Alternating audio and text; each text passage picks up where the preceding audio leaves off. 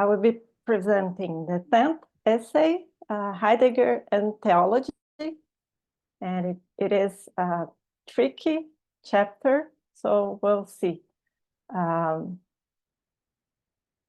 Let's see. So to give a bit of a context, this essay was a conference. Jonas was invited to a theology congress in Drew University in April 1964. And he was invited actually to replace Heidegger. And it was supposed to be a celebration of Heidegger's work. And it ended up being a very critical conference, a harsh critique on Heidegger's work. And the theme of the conference was non-objectifying thinking and speaking in contemporary theology.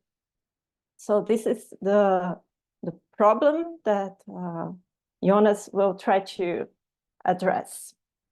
And he will basically warn theologians about the risks of adopting Heidegger's views. Starting with the problem, the objectification in just a moment here. The objectification in Western theology and the possibility or not possibility of reversing this objectification in Western theology. Jonas will start the conference talking about where this problem was first addressed, and he will mention the work of Philo Judeus, or Philo of Alexandria. That was one of the first moments when this problem of objectification appeared in Western theology, in Western philosophy work, when the scriptures, the Hebrew scriptures, the biblical word was combined with the Greek logos. So at this moment, Philo Judeus, to talk about this question, combining the biblical word and the Greek logos, he will use an allegory to talk about this. He will talk about the moment when Jacob takes the name Israel, and talking about the etymology of Israel, he will point out that Israel means he who sees God. And then to talk about this allegorical conversion of Jacob, he will talk about a conversion of ears into eyes. So indicating that there is a progression there, and the sight, the vision, acquires a certain predominance. There is an eminence of sight, this progression of knowing the word of God. So he will take Philo of Judeus, will talk about a passage in Bible, all the people saw the voice, to show that the seeing approach, the sight is the point of maximum approximation to God's word. So here we have a painting about showing Jacob hearing the voice of Lord. And so this eminence of sight indicates that there is knowing God, knowing the word of God is related to a certain intuition, to an insight that is an intellectual insight. So there is this line of progression that starts from hearing and ended up in seeing. And seeing here indicates a type of knowledge, a type of contact that is no-mediated. It is an authentic presence, and it's different from what is simply heard. So here there's a thing that maybe it's important to mention, that Judas is talking about the word of God for him. It's primarily call and command. So what is seen at the end when people saw the voice, what is seen here, it's works, not simple words.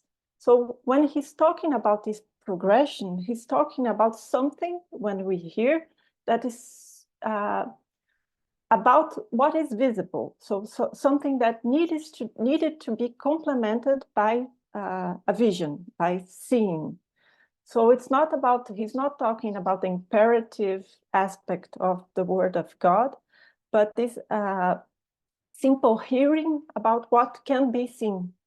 And then we will have a certain progression that is just a difference of degree in the same knowledge, the same project of knowledge.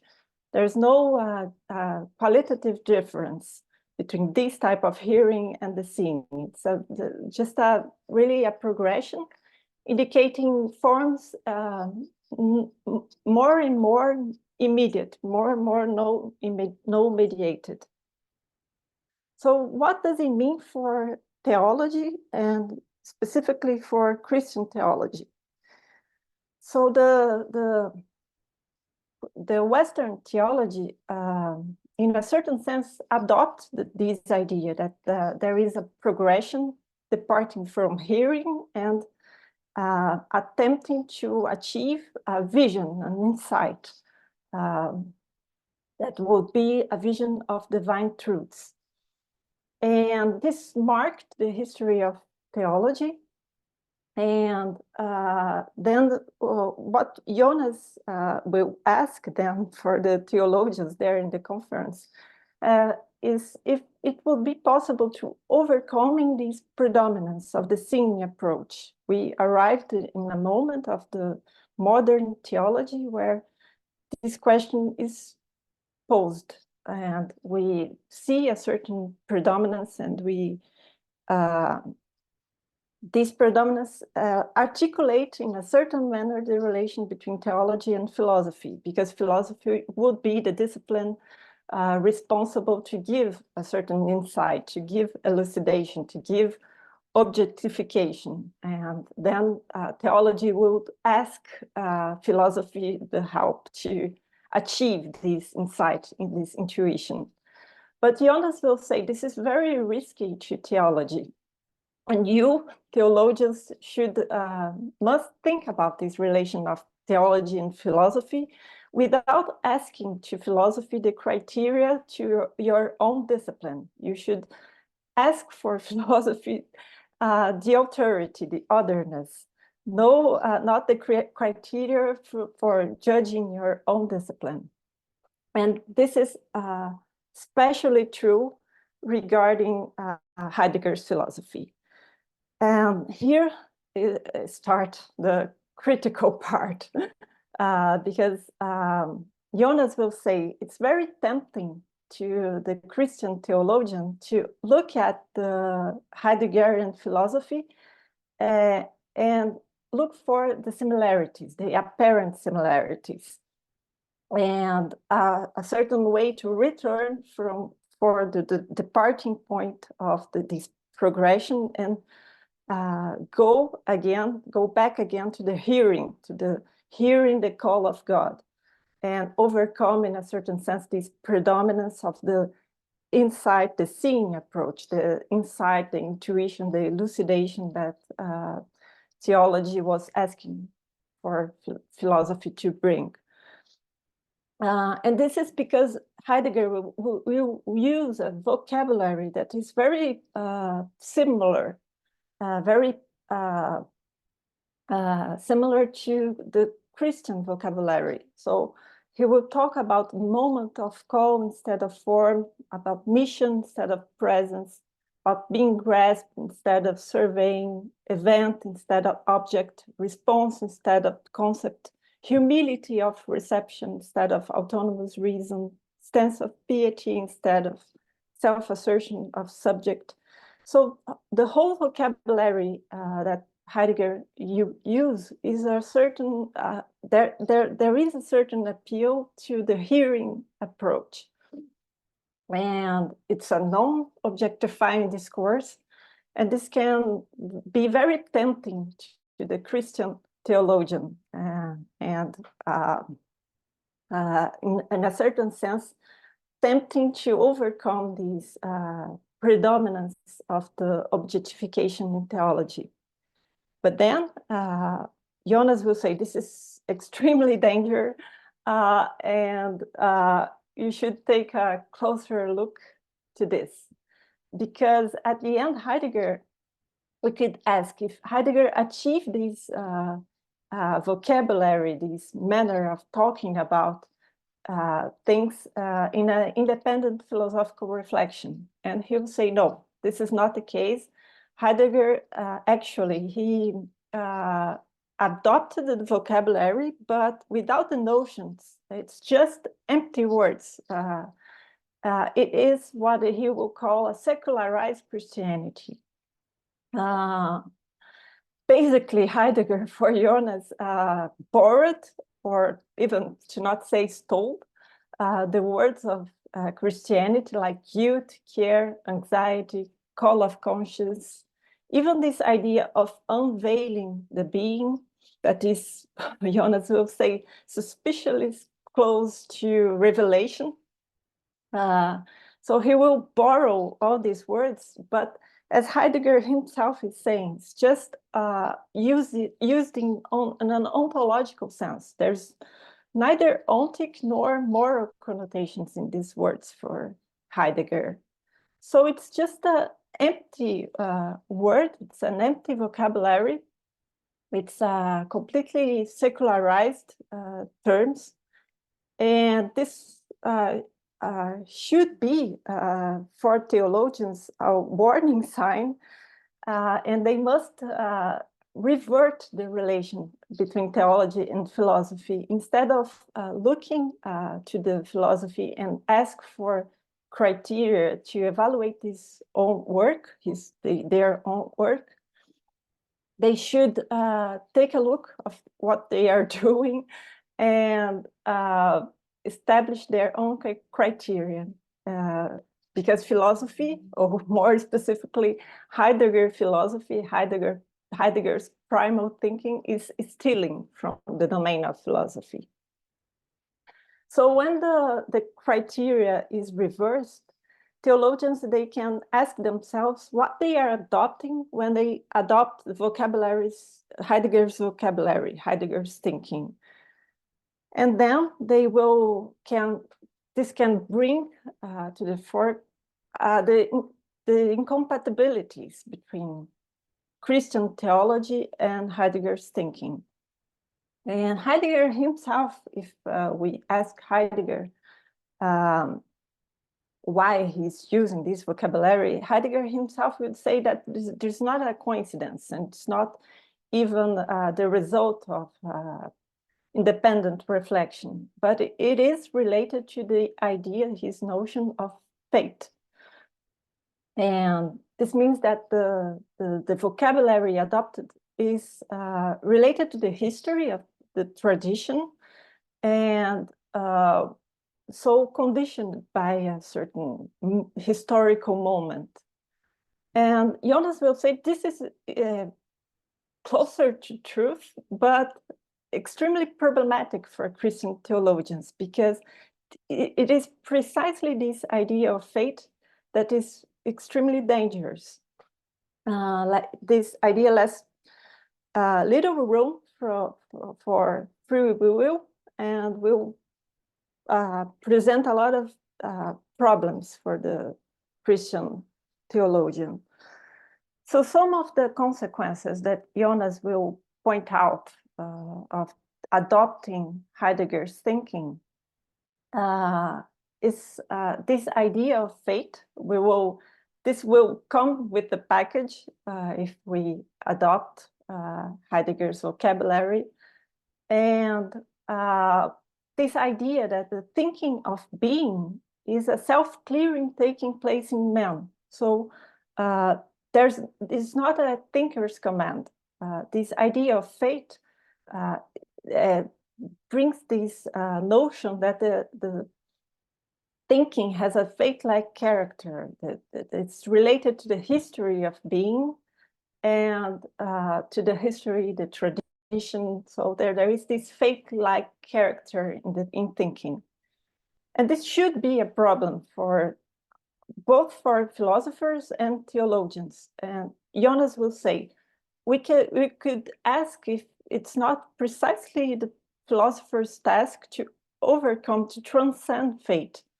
And for him, this is the case. He will say that for him, no historical era is in better position to judge its own success regarding this task of transcending the historical configuration. But this is a problem for the philosophers, and Jonas is asking the theologians to think about this problem, and he will say, for the Christian theologian, even more for the believer, the task should be to reject this idea of fate, the Heideggerian idea of fate. And this is related to two notions of Heidegger's thinking. There are language and event.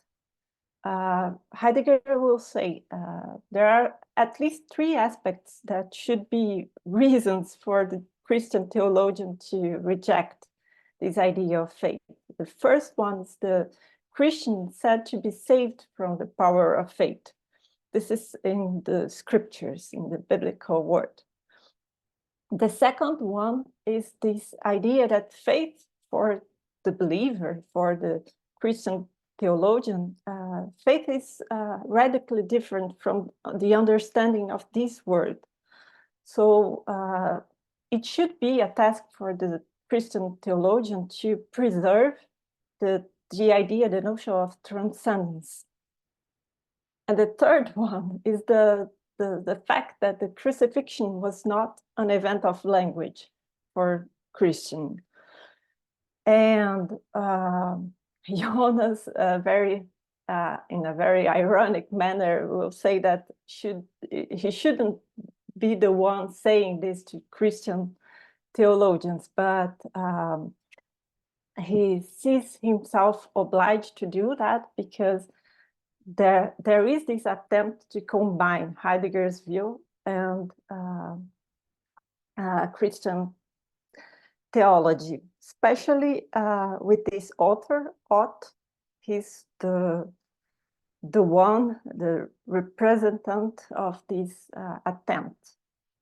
So for Jonas, this is the call of God, the event of crucifixion and the revelation of God demands more than a linguistic answer. And when Ott, taking Heidegger's view, says that our answer to the call of revelation is linguistic, Jonas will say this is extremely problematic, because when I look at the scriptures and I look the Bible, I hear questions to man as the doer of deeds, not the speaker of words.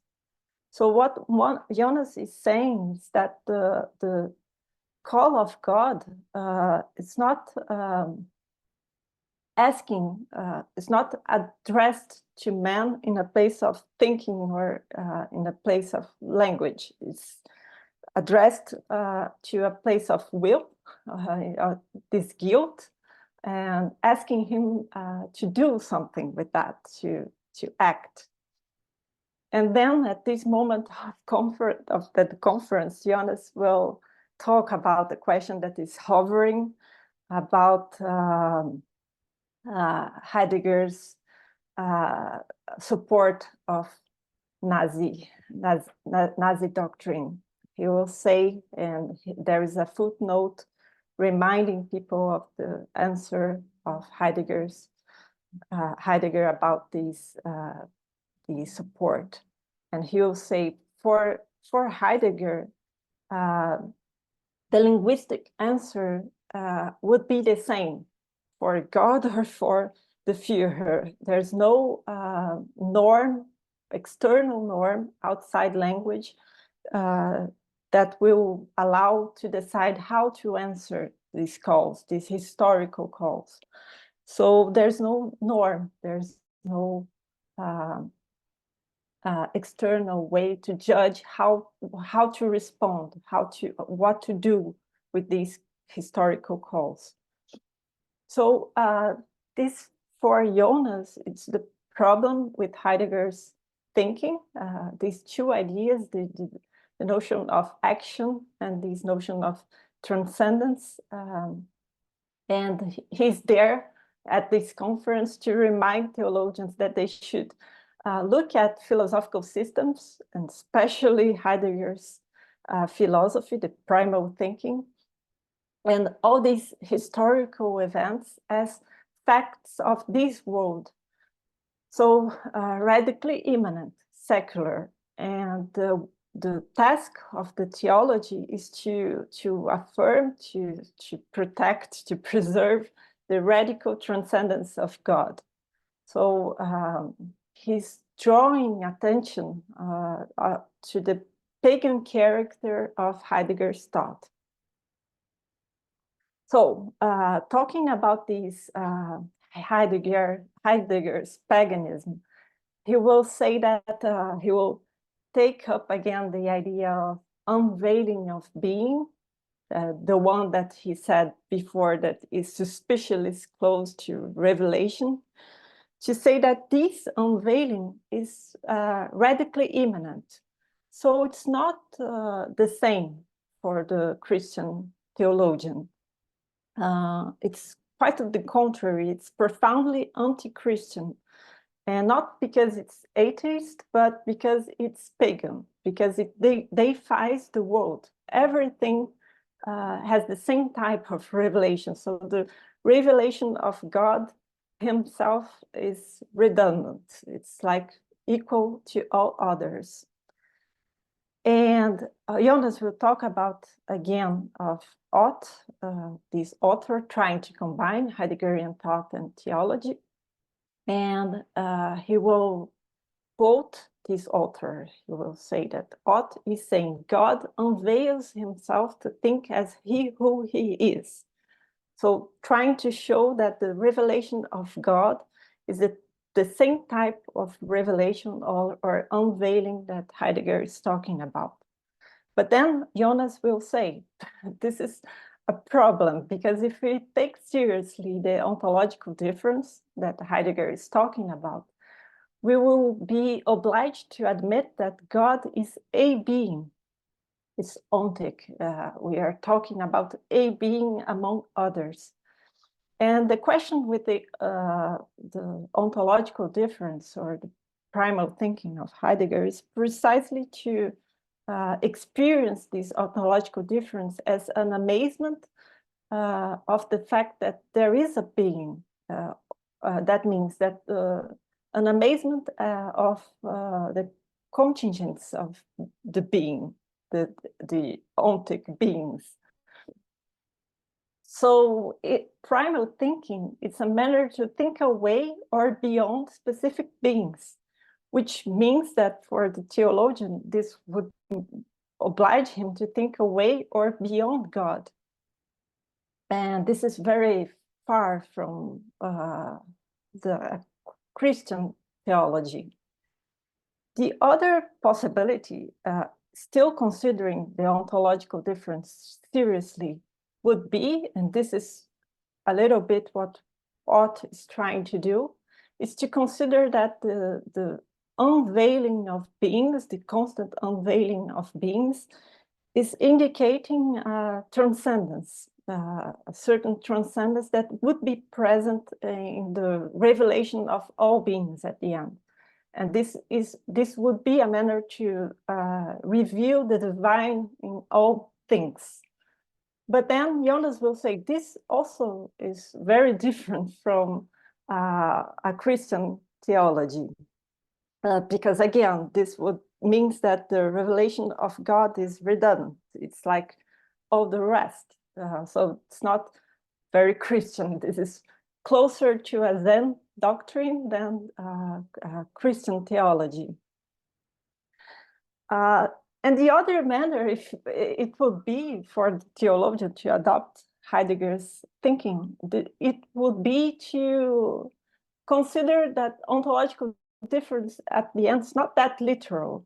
So there would be something there in Heidegger's thinking that would be at the end ontic or metaphysical. He would be talking about beings at the end. There would be a substance. There would be something objectifying at the end.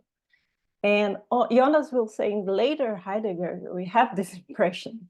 And again, he's very ironical, very critical, saying that even when Heidegger's writing is poetry, even if it is bad poetry, there will be something there that would be metaphysical. And then the ontological difference, not that shouldn't be taken as literal as himself is claiming that we should do.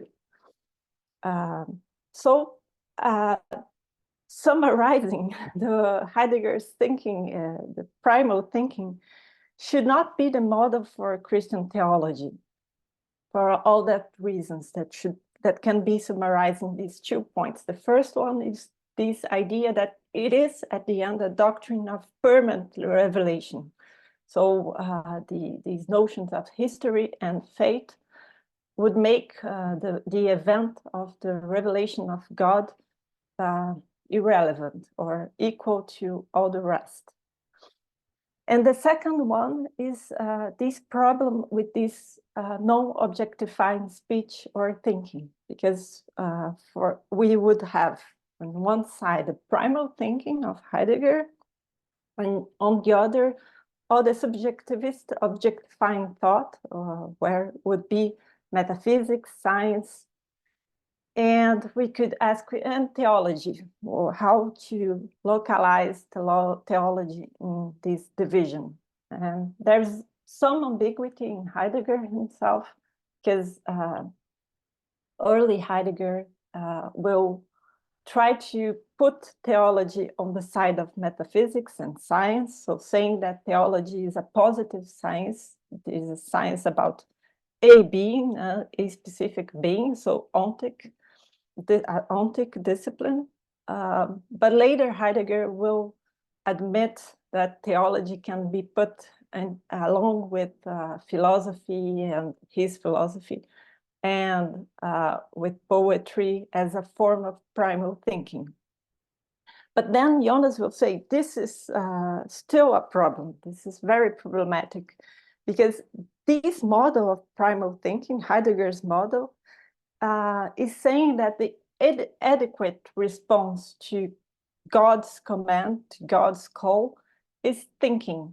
It's not, he will say, it's not brotherly love, it's not resistance to evil, it's not any type of action. It's this thinking that takes into account everything, that says yes to everything. So for Jonas, this problem of the relation between subject and object is fundamental. This absence of the relation of subject and object in Heidegger's thinking is fundamental. Because as he said, primal thinking, it's not at the thinker's command, so there's no one there thinking. And he will say, for Heidegger, where language coincides with the self-unveiling of being, language rather than man becomes the speaker. And quoting Heidegger himself, language speaks. So there's no one there at the end. And this should be a reason for concern for the theologian. And for Heidegger, this is the heart of for Jonas, this is the heart of the problem of Heidegger's thinking. This attempt to overcome the subject-object split.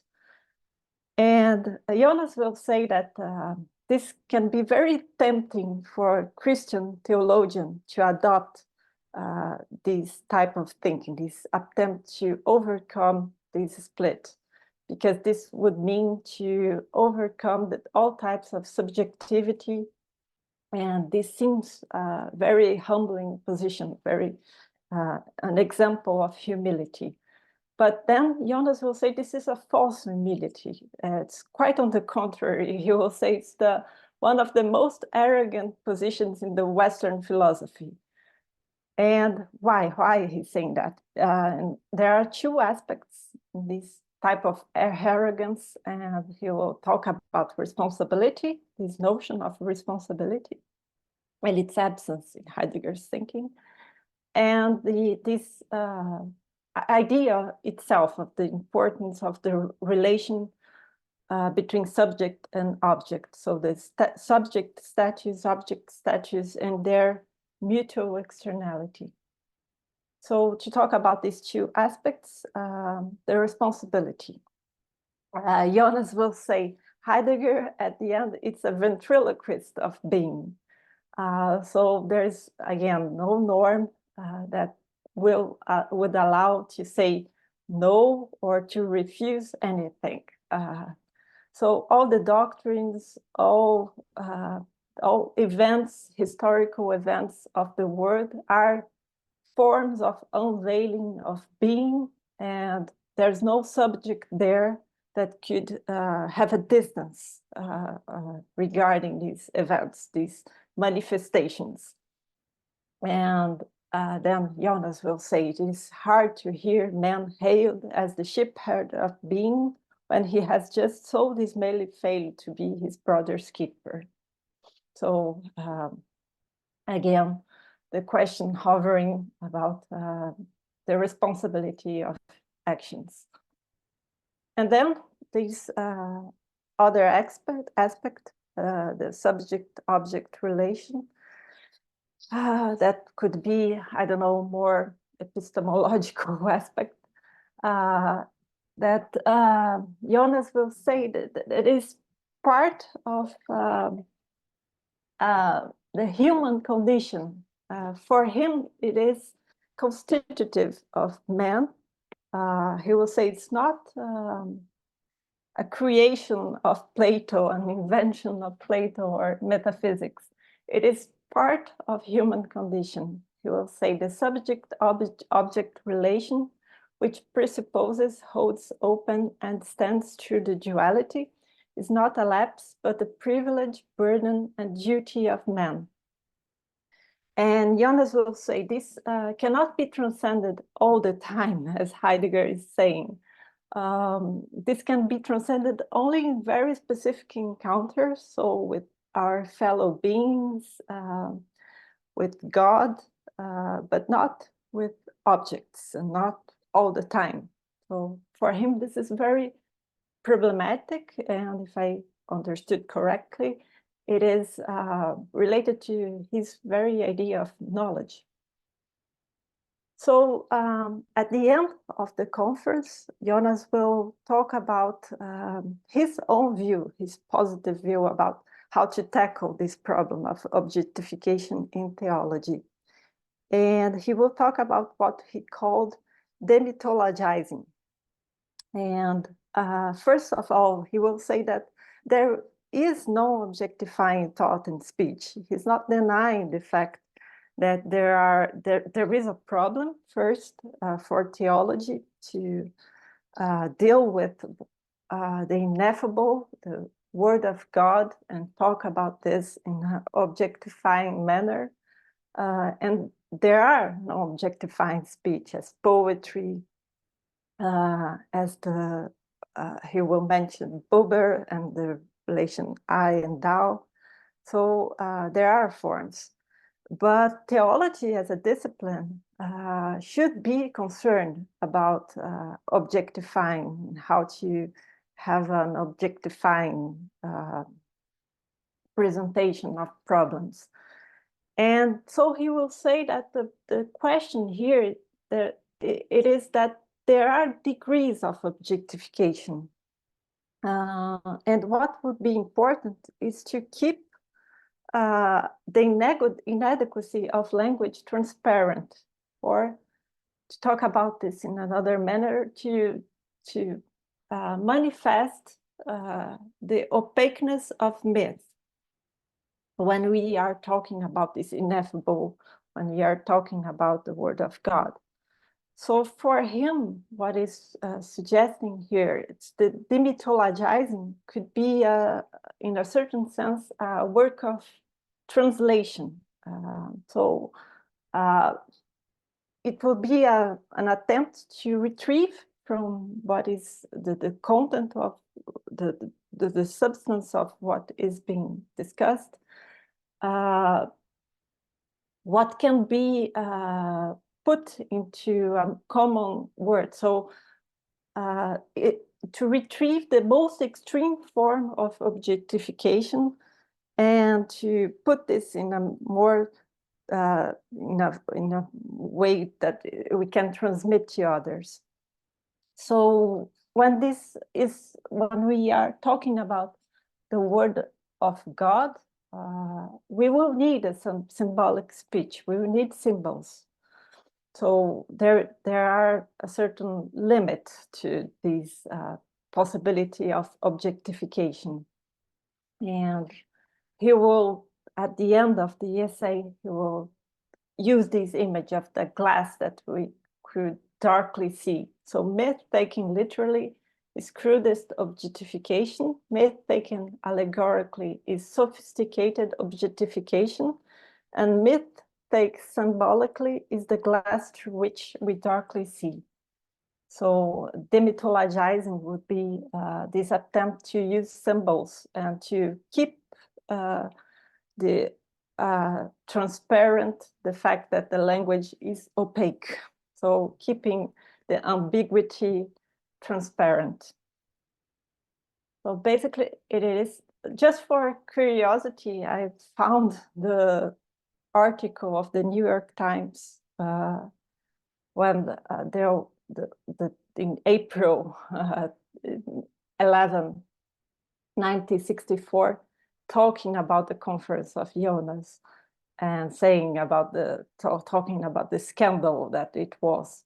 So I can share the link with you after. So basically is that.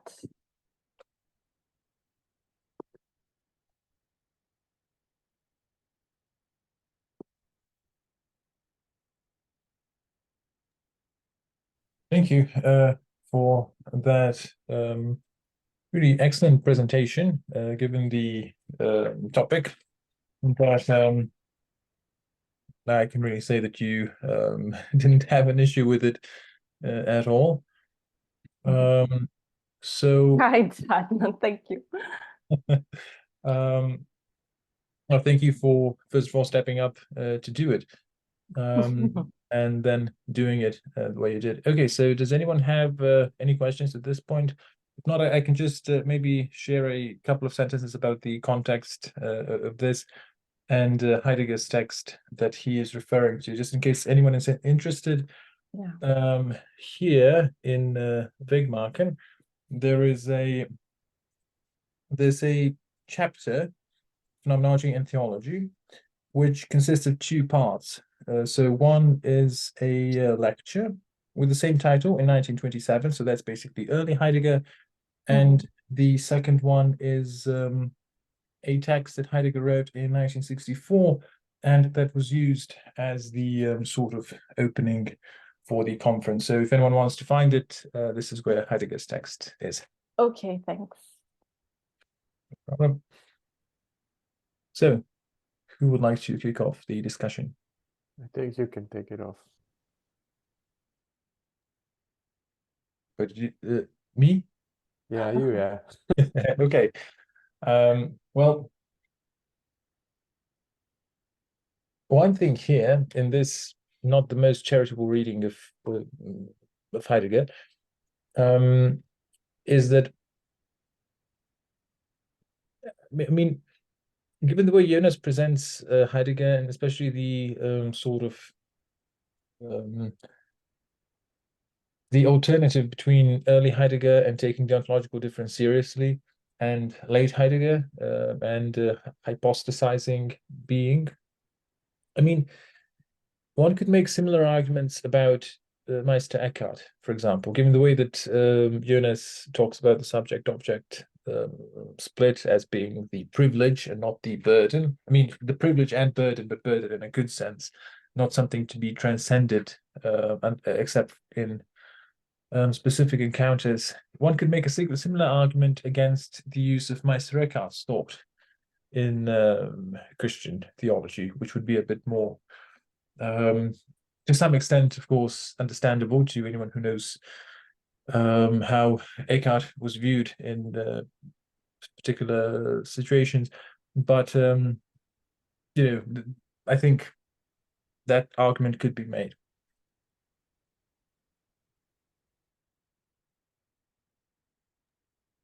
Okay, before we continue, maybe we can this definitely something that we can get to, but maybe we could just kind of start by saying what was your general impression, or what would I say, attitude or stance towards the text? So how did you know, what was the feel? Because it stands out as a text, like it's a very different one from the ones we've read so far, not necessarily with regards to content, but with regards to how it's written and everything. So I think this already is also quite interesting. So I wouldn't want to start, because I always tend to do this. I just wanted to raise this question, and then I'll get the answer towards the end. Just make a comment here.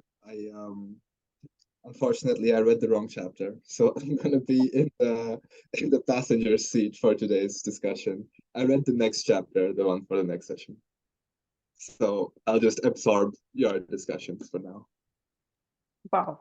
Nice, Atul. That's a good cop out. So I have some foresight now of how he will look at these things from the next point, so maybe I can give some comments there. Yeah, Adnan also has that. Yeah, I mean, I really can't blame you, because as Sebastian knows from when we were heading off to the faculty this morning, I'm a bit sleep deprived today, and I was convinced that we were going to be talking about the previous chapter on Gnosticism and nihilism, but thankfully I read the whole book, so yeah, but if I hadn't, even though I had a presentation on the previous chapter last time, so that makes it even worse. I think what happened for me is last time we concluded that essay was actually a secret critique of Heidegger. As soon as I saw the title about Heidegger, I thought this is the one we read that time. So Yeah. I switched on because of our discussion. So literally just me and Le and Pia maybe read the right chapter. Yeah, did you read the right chapter?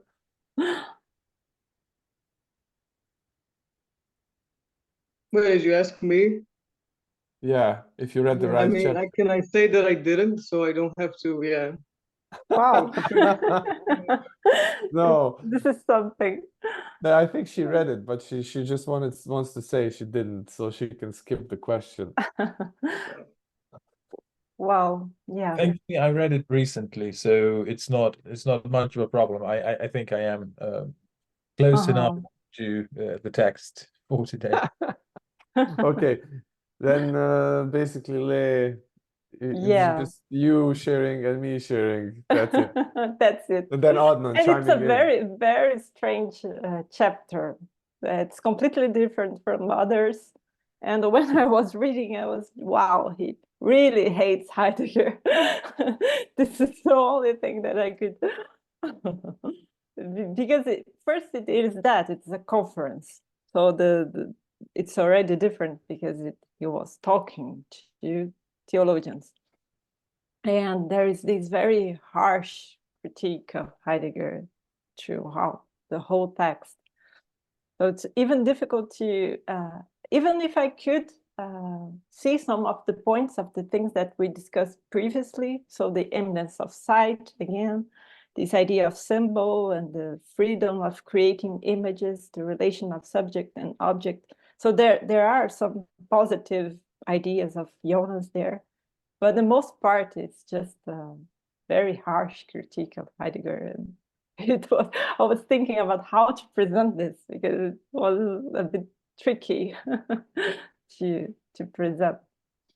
Does anyone know, and here I am mostly referring to Sebastian probably, if Heidegger responded to this, because Heidegger's I letter would was say no. uh, I would assume no. He in general was not particularly inclined, at least not directly, maybe indirectly. yeah, probably because like just like in the first part of philosophy and theology in that lecture, he is basically indirectly responding to Carnap and his Carnap's Yeah. critique of his lecture, What is Metaphysics? So, you know, probably more in that sense. I know that Heidegger wouldn't really directly engage. I was kind of Mhm. hoping to look into to check Jonas' autobiography on this, but I forgot to check if he mentions, you know, this particular If thing and Heidegger. Heidegger, whether then he responded. But Mhm. yeah, for me it was also it was a strange text. I am not averse to polemics in general, really I'm not. Many people in contemporary academia find it unhygienic, but you know, that's their problem. This one, however, the reason why I didn't particularly like it is that in several places, he really does become slightly a bit of a rambling, repetitive, vitriolic someone. So, you know, one of the things that I really, really appreciated and admired with him is how he could really give a critique, and a really good one, even a vicious one, in a way that's very subtle and very to the point, and he can articulate it in a way that's kind of just, you know, it's really well grounded. But here, there's so much rhetoric involved. So this thing I didn't like. I didn't like it as a text. The text as a whole, I didn't like. What I did like are two things. One is the fact that he had the balls to do what he did at that particular conference. Like he's just like right on, you know. Jonas, hood up, really, my hat off. That was because I can just imagine if this was supposed to be a celebratory event and something, and then you come there and you unleash this critique, and even people are expecting that you're going to somehow present maybe something that would be in the vein of Heidegger, and then you do this. That's interesting. And another thing I really, really appreciated is his defense of subject and object distinction. And let me say a few words on this, because I had a similar feeling when I read this to what I had when I was reading the Dreyfus McDowell exchange. So when I first read the exchange, very briefly, I was kind of, yeah, sure, Dreyfus is, you know, that's the way to go. And then the second time I read it, and I read it carefully, I started off by presupposing that Dreyfus is going to be my guy.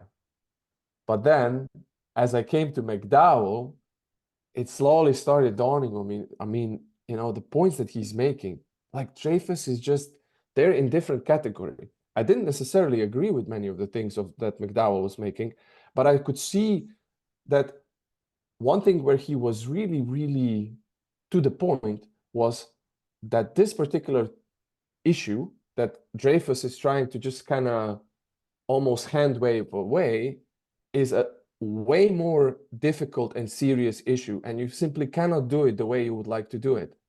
And this is something that I also had, like a similar feeling I had here with what Jonas was doing with the subject-object dichotomy, in the sense of, I mean, sure, there is an issue with that. You know, the development of this particular tradition has led to a specific problem, maybe, but just to abolish it in a way that you do it, and especially in a relatively sloppily manner that could be a fair critique of some of the later Heideggerian texts, when in early texts he was really, really trying to do like rigorous thing, and he was moving within the bounds that he set. But in the later texts, he simply presupposed the same thing, but shifted so many different things that Jonas is right on when he says, Guy, this is ontic speech. You know, you're kind of saying that there's an ontological difference, but is it? Anyway, what I'm trying to say is that this, the seriousness or the emphasis on the gravity and the seriousness of the problem, I really appreciated this. And I appreciated how he kind of took on the role of someone who's going to defend this. And I would assume there were several layers to this. There was a personal layer, there was a little bit of a social layer, a little bit of an academic layer, you know. And of course, there was a genuine intellectual layer, I think.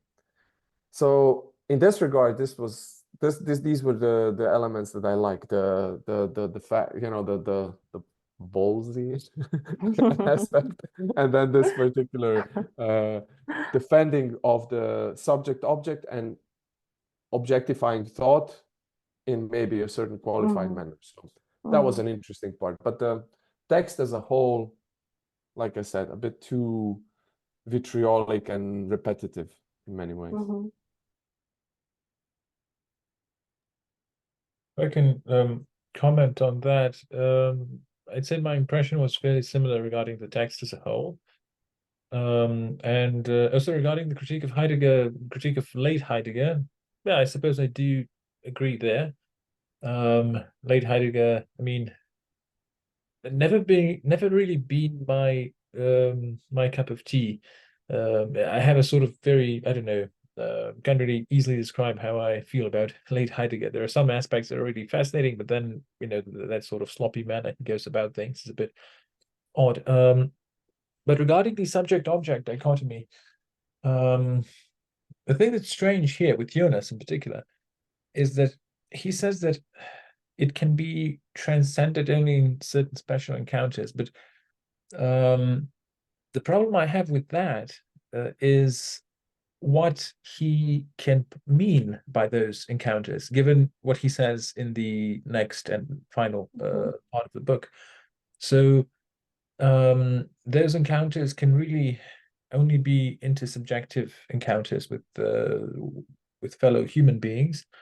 And as for an encounter with God, I just don't see that there can be room for anything like that, for anything like transcending the subject-object dichotomy through an encounter with God, if we understand God the way that Jonas understands him. So that's the bit that I didn't like that much, but definitely was a very ballsy move on the part of Jonas.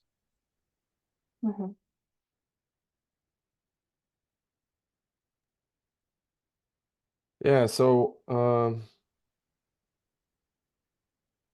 I think 2 days ago I was listening to a Hermetics podcast on modernity. So I think it was with this guy named French. And one of the things that they were talking about different aspects of this question, and one of the things that was touched upon towards the end of the episode was precisely this, the problem of subject object and, you know, what it means, and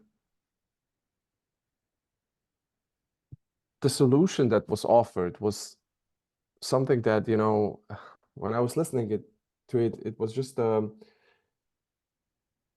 didn't resonate with me. It even kind of made me slightly averse to the whole thing. But the thing was, you know, you somehow have to kind of transcend this, and you have to, there was this idea of fusion and all of that. And I think that one example was mentioned, that we have to kind of move away from, I forgot who said that, but that we have to move away from the hermeneutical approach, which was here meant as an interpretive approach, towards the more erotic approach, which is like this, you know, sensual relationship with the otherness, and then this feeling of participatory inclusion and all of that.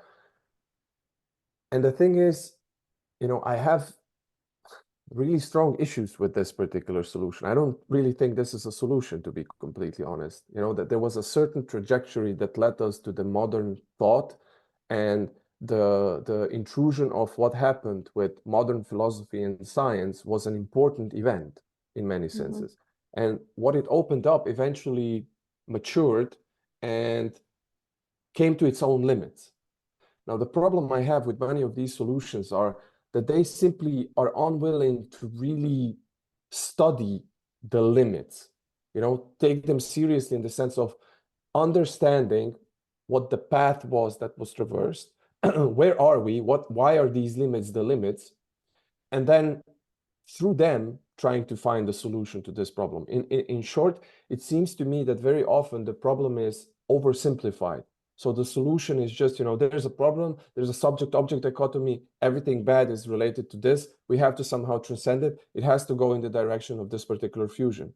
And there is a very strong and potential danger in this, you know?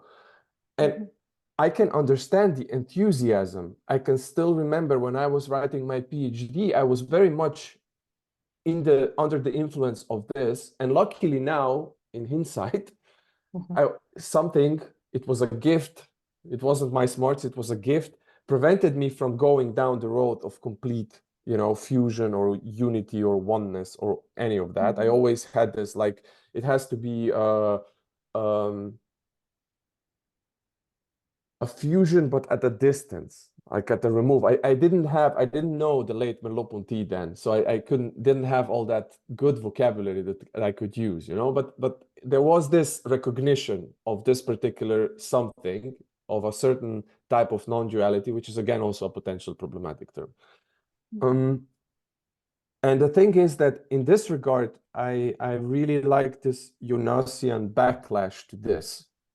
Just like this, you know, there is a certain something, a certain gravity to this. It is something that was introduced and it brought to the picture some really important moves and shifts.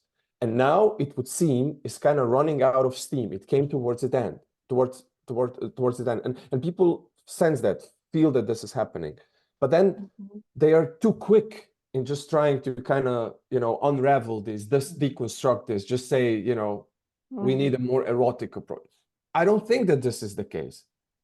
You know, I fear that if you take this route, it is potentially even more dangerous and more hazardous. And it shouldn't be trivialized.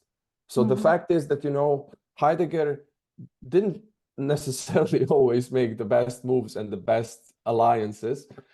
And many of the people who went down that line, who were kind of emphasizing this particular aspect, could end up in a position where the ethical moment somehow dissipates, and then it just, you know, you end up in really, really strange positions.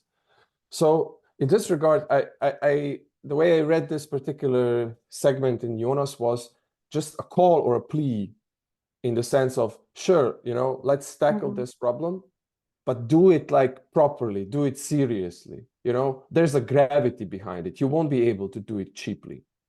I think that this is how I understood it. If you want to do it rightly, you really, really will have to put in the effort. It won't be just, you know, some quick fix or a quick solution. It won't be like that. Yeah. Yeah. When I was reading, I had similar questions.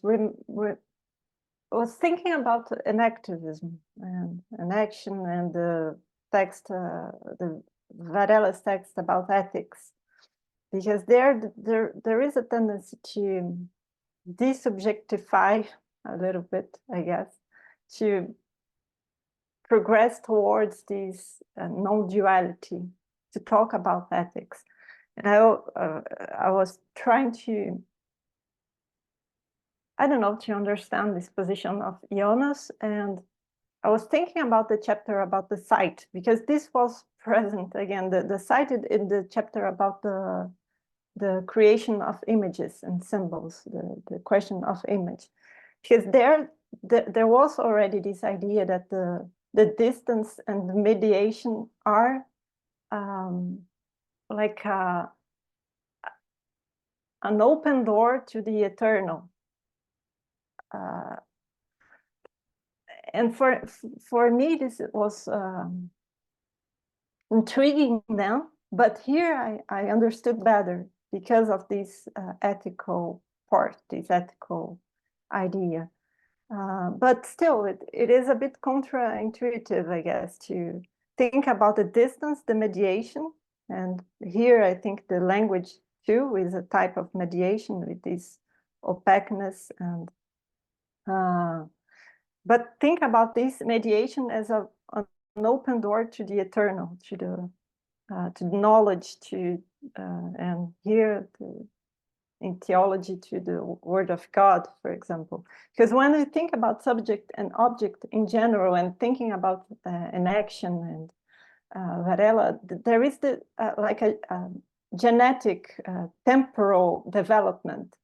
There is a genesis of subject and object, so they are in time. The emergence of subject is a historical event in a certain sense. But Jonas is saying the manner to achieve, to progress in knowledge is to preserve, to keep the distance, to make the distance present in a certain sense. So for me, this was the intriguing part. Yeah, and I actually think this is worth noting. It is worth noting that sure, you can talk about unison or fusion, but at a distance. This is a non-trivial element. And I really appreciate it. I've recently read, I can't even remember in which book it was, but in one of Gasset's book, where he goes through you know, the let's say the approach of the ancient philosophy and then what modernism brought to the table. And eventually he critiques, of course, this particular approach and its shortcomings, but he does it after really, really expounding and praising this recognition that the domain of thought as thinking, is in a different ontological register than a thing. Just this recognition of, you know, noesis being truly different and truly taking it seriously to the point where you put it into the center of your own philosophy and then develop things from there.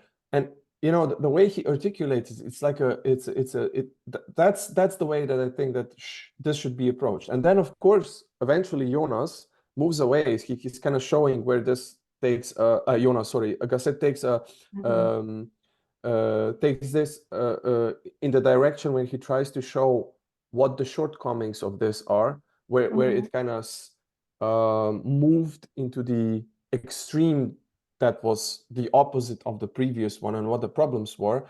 And then he argues for some sort of revitalization of life as that phenomenon which can somehow bridge this outsideness and insideness. But it's almost like, you know, you kind of needed that as a backdrop to be able to do this properly. And what happens is that often this is just,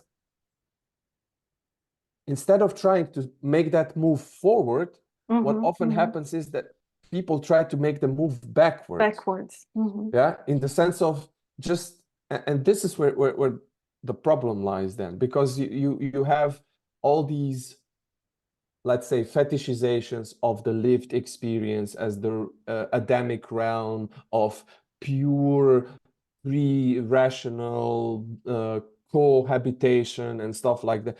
I think this is extremely problematic. When you talk about a human being, a being pervaded with logos, with intellectus, that's a problematic thing to just, you know, pretend that this is the case. Even when you talk about eistasis, you know, you won't be able to do it on the cheap, so to speak. So that's some of the things that I was thinking about when I was kind of reading this chapter, and I've realized that I often appreciate the authors that might disagree with me, but are able to articulate a certain problem or a question acutely and with all the gravity that's needed, because this is what allows me then to think about these particular things more properly. So even if I don't necessarily end up agreeing with them. And I would, of course, have issues with regards to what Jonas is saying here and how he's articulating it. But he does it well. He's like, I understand you and I see what you're saying. So if I'm going to trying to diss you, I'm going to do it respectfully and with a lot of gravitas. I would just add that what you said about the fetishization of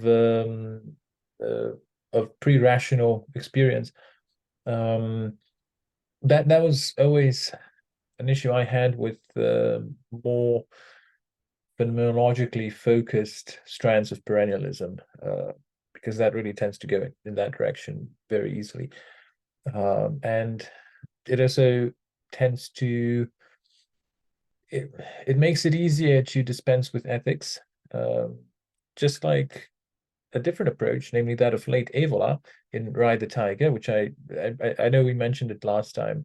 I managed to read it between then and now. So precisely in that kind of an approach of trying to come up with something that's completely new, there's also the danger of neglecting ethics for a different reason, precisely because you're not bound by any kind of traditional framework or anything. But that's a bit maybe too off topic here. But overall, yeah, I think I see that concern. And also maybe just to mention, since you probably won't, if anyone is interested in the Varelian approach, there was also a recent podcast on hermetics on Varela. So if anyone is interested, it was, I think, a couple of episodes ago, so they can check it out. Nice add there. Yeah, if it's not clear, it's Sebastian's podcast, because maybe someone could understand that it was mine, in which case it would be really bad taste of me to say this. Or you really had the impression that it was, something that was done spectacularly well, so you simply had to share it. So Atul, as an outside observer, do you have any meta reflections on this? Yeah, I have a few questions. I will just grab some tea, but I will switch this to the what do you call it? Speaker. Speaker, yes. So it all is good. Well, first, I just have a bit of a simple, uninformed question because I didn't read the chapter. It's that the view of this fusion where the subject-object split is kind of uplifted a bit too crudely, and we seek a fusion. Is this the Heideggerian view that he's criticizing here? I guess that's the first question, just like a clarification. I don't think that not exactly, because what Sebastian was referring to here, don't think he was referring to Heidegger here, because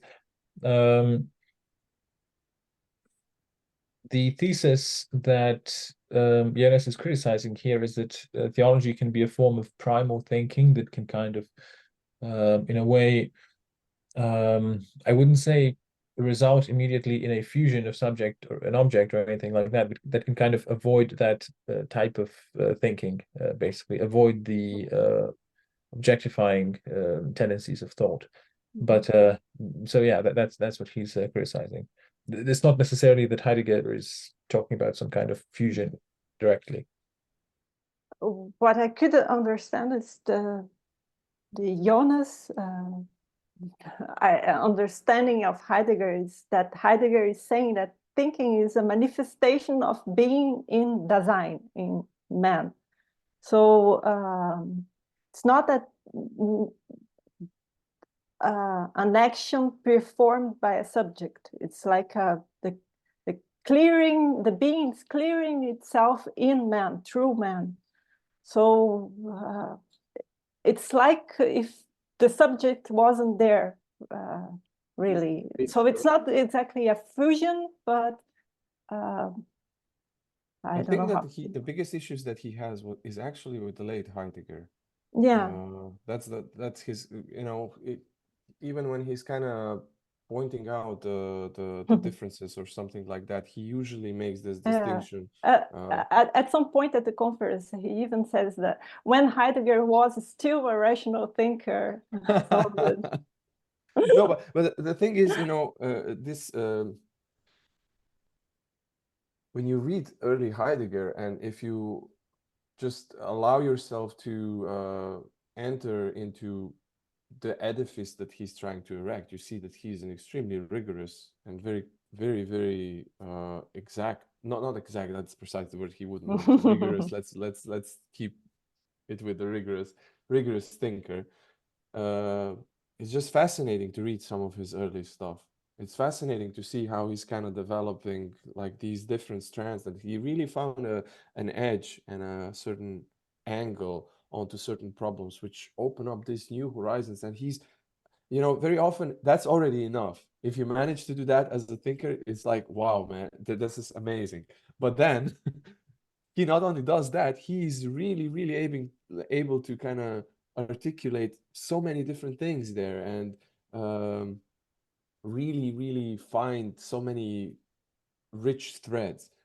But later Heidegger, he just kind of presupposes that, yeah, we did this with, you know, we did some of the stuff already, and somehow this is going to be also used here. But what I'm doing is so hugely different that it's really not clear that this is the case. So I understand Jonas in this regard. And like Leigh said, with this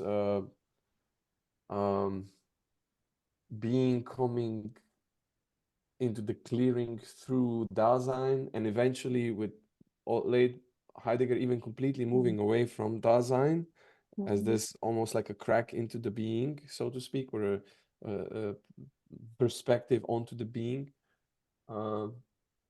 Things start really become somewhat strange. I wouldn't say, I'm not trying to say that there aren't any gems in those texts. There are, but for me, something does get lost.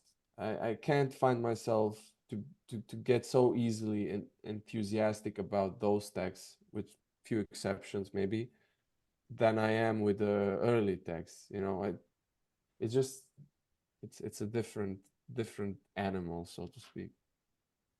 Just one thing to add about the early Heidegger.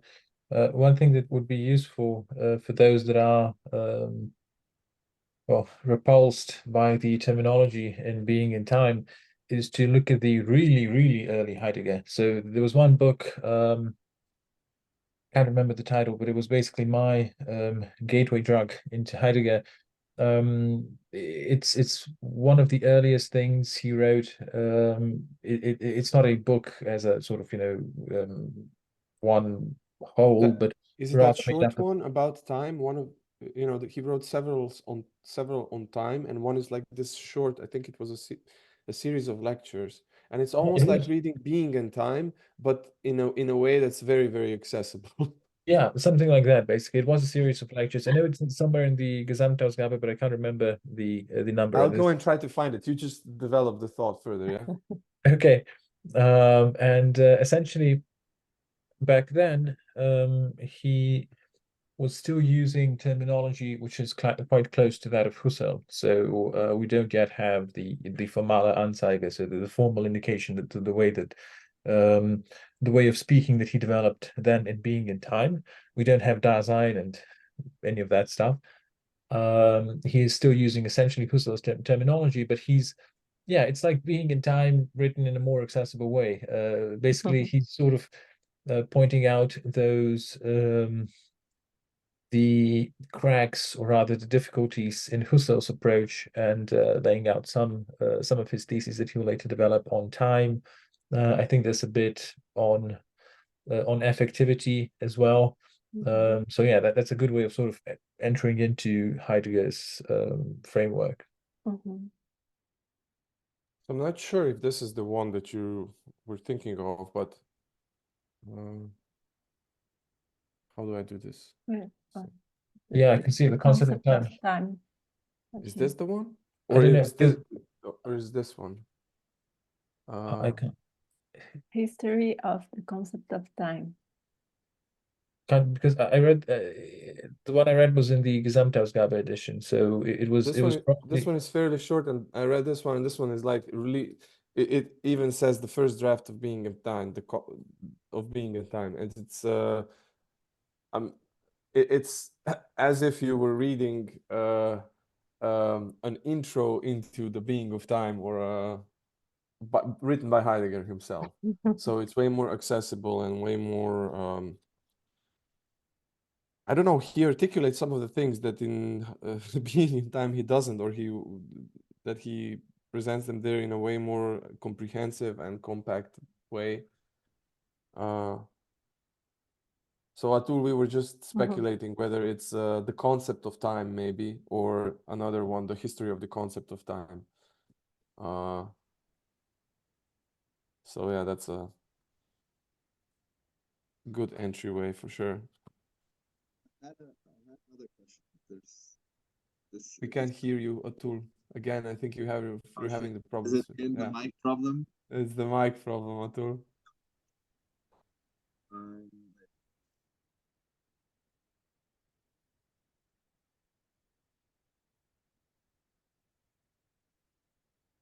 Okay, how about now? Wow, marvelous. Good. Okay, perfect. So, yeah, Sebastian, you were saying we have this, this line of rational thinking that has now kind of hit certain problems, and as a response, there's a sort of a reversal to irrationalism taking place, Yeah. and a desire to fuse with the origins, fuse with the source without any mediation through thought or language or logos. And you're saying this is taking things too far. Now, Mhm. if we understand that the rational approach was very sort of a surveying and really looking at things from a distance, trying to grasp them absolutely by not touching them at all and really just unraveling them in our minds.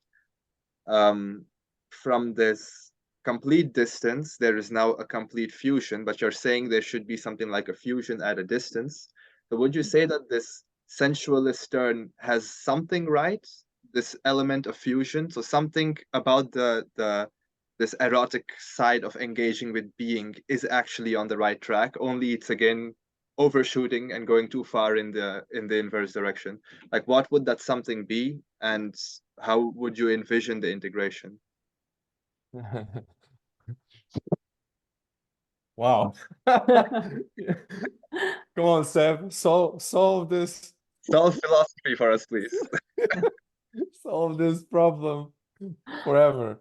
So I don't really have a good solution to this, but just several thoughts on this particular topic. One thing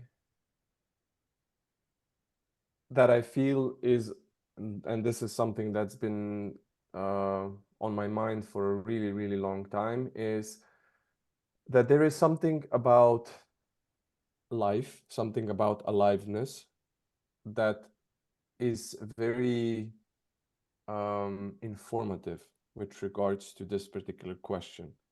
So understanding the dynamics of life, vitality, is something that can help us in this process of Umgestaltung or Aufhebung or whatever you want. So taking this on board is extremely important. The main problem that I see in this is that then people just try to latch on to the aliveness without the mindedness, which is then a problem. So what is this one aspect? Well, one aspect that is extremely, extremely important is that there is this interconnection or interweaving between myself and the world, so to speak. So this interrelatedness is what's crucial or important. And I think that it is the element of aliveness which helps you think about this in a way that's very productive. Yeah. And then the articulation of life can allow this, but then it's really also important to use the dynamics of life to articulate what one means by thought. So, you know, if you basically have a certain image and you introduce something new, it's not like you've just introduced the third element. No, you've introduced something that will kind of shift all the segments in the picture that you've introduced. So I like the distinction that Gasset is making between the pure thinking or pure thought and vital thinking or vital thought. And this could probably be related somewhat to what Merleau-Ponty refers to as radical reflection. So there is an element. He's opposed to Bergson. Bergson for him is someone that would go in this direction. You know, you have thinking, which severs, and then you have intuition, which kind of fuses. And for him, this is what he's trying to do. He's not trying to go there. He's not trying to fuse with the object. He's always trying to maintain the element of reflective distance. And he says it's in a certain sense incapable to overcome it fully. And I think that, again, life is something that allows you to think these things very well. But then you enter into the domain of thinking and what thinking does. And I think that several authors have done a lot of interesting stuff here, Merleau-Ponty included and Plessner. And I like the idea. So this is completely undeveloped and it might not even be a good one. But Atul, have you ever thought about why Merleau-Ponty called this alternative version of reflection radical reflection? Now, this is like a question, like a serious question. Were you thinking of this? So yeah, for sure. So what's your answer? What I can tell, it's a reflection. It's more radical than traditional reflection. So the radical refers to its relation to what we traditionally understand as reflection. And it's more radical because it takes itself into account. That's good. But check this out. This is something that just occurred to me 2 days ago. 2 days ago. And I've been thinking about this for I don't know how long. And the root, and already this is like a really good entryway. The root of radical is radix. And what is radix, Adnan? Radix? The word Root. radix? Root.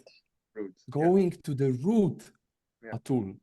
This is fascinating because it is precisely like you said, it is a reflection that does not forget its roots. It's rooted.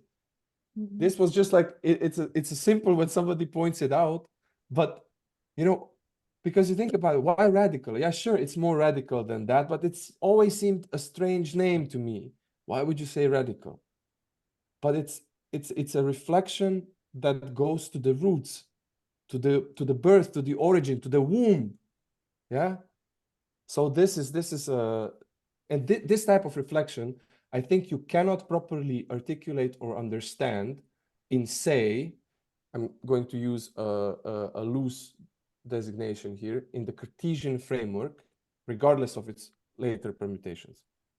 It does not have the capacity to do this. So, you know, with the aliveness, you get a certain dynamics, and then you can also think about thinking in a more nuanced way. So how to solve this, I cannot really say fully, Atul, but these are some of the building blocks that I would use to try to articulate some of this stuff. That's disappointing, Sebastian. You were supposed you were supposed to solve everything. No, but you know, one of the things that he says in Phenomenology of Perception, Merleau-Ponty, going from things to the cradle of things, to the root of things, to the womb of things. Fascinating, you know, when you start thinking about it in those terms. So I think that the movement beyond will be a movement that will be able to articulate the dynamic constitution of thingness, so to speak. So the birthing of the thing, the birth of the thing, the cradle of the thing, the not starting with already formed distinctions and formed entities, but with what is it that constitutes them, how they are constituted. So this is the birthing. And it will not be a move away into the darkness, but it will be the capacity to see the light against the shadows that allow it to shine. This is the right movement, I think. The move back is a move in the direction of darkness, where, like Hegel puts it when he's criticizing Schelling, all the cows are black. But this is not the case. So this particular nuance that has to occur, in my opinion, is precisely this: the capacity to remain in the realm of the things, but in seeing them, how they get constituted against whatever it is. So in their, to capture them in the act of constitution, so to speak, and what this means. So this would be going to the root of things. And aliveness is precisely one such event, one such institution. And you can use this very productively to then think about other institutions. And of course, if you want to get to the womb, you have to go through the flesh, fittingly enough. In this essay, Jonas says that Heidegger's thought doesn't provide for any norms, right? What does he say exactly? Like, there's no norms for how to act or how to respond to a calling that is felt. So what would he, as far as I can tell, Jonas goes more in this line of thought that we are articulating here, which is more non-dual, which is not fully sensual, but also not fully rational, or maybe tries to take the positive of both and carry them forward somehow.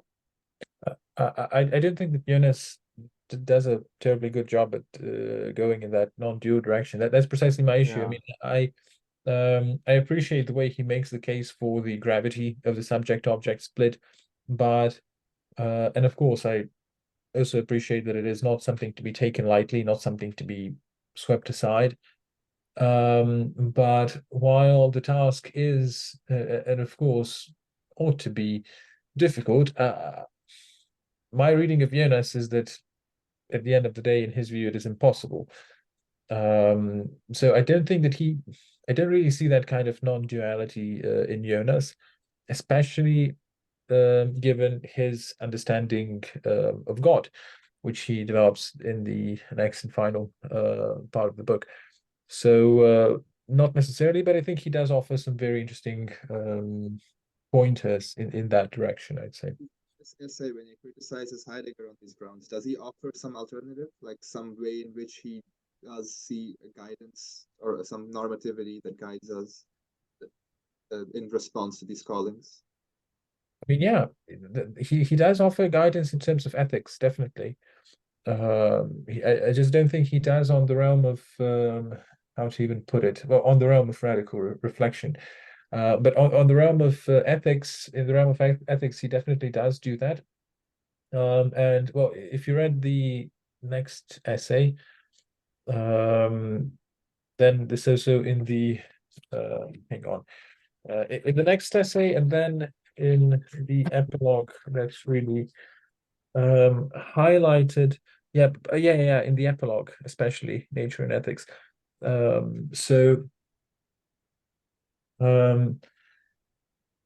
He does offer guidance on ethics, but I would say that he maybe puts even too much stress on ethics in a way that he seems to be going in the opposite extreme to that of Heidegger.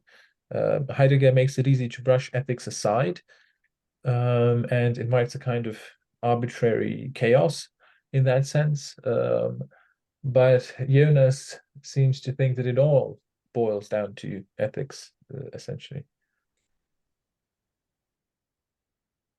Yeah, with regards to all of this that we were talking about, I think that one of the things that really needs to be preserved and taken seriously and just not thrown out with the bath water, so to speak, is precisely this the significance, like utmost significance at the level of like profound existential wonder, ongoing wonder, of thought, of reflection. like this reflective activity. This should not be trivialized. This is something that gets sacrificed so quickly. And again, you know, Gasset in this regard was extremely insightful, because he says that whenever there is a crisis, a man of action appears. You know, someone who will just constantly emphasize it's all about action, not thinking, and not and he's, for example, in 30s when he was writing, and he was talking about like both radical forms on the left and the right. He talks about and fascism and socialism, and he says basically both positions became positions that were extremely, in many ways, anti-reflective, anti-rational, and emphasizing the significance and the crucial importance of action. And you know, this is the thing why there are so many things that I needed time that I was able to articulate, but there were always like these elements in activism that bothered me. And in the Varelian, let's say, articulation, things were always trying to find some sort of a middle ground or balance. So he was really, really adamant with that. But now I have the impression that many people are really willing to sacrifice that. And, you know, they will say, yeah, cool, this autonomy and identity, but basically it's all just like about intersubjective constitution, and it's like about the collective and the social. And the same thing happens with inaction becomes action. I have issues with that. You know, if intellection basically boils down to being like some sort of a sophisticated, potentially even obfuscating activity that needs to be brushed aside and something more pristine should be found, like this is precisely it. You end up with the man of action. You end up with the activist. And I see huge problems with this. I mean, we're facing now the emergence of this particular prototype, and we see what happens. Basically, you know, there's the capacity to have any type of nuance in any type of discussion with regards to any type of topic is immediately sacrificed. And you end up just between these polarized extremes that just want to, don't think, act. Just act. No, I won't act. I want to have space and room for reflection. I want to reflect. And if my philosophy does not allow me to have a valid conception of reflection, in a certain sense, I've already bankrupted intellectually. And I fear this is one of the biggest drawbacks with movements like inaction.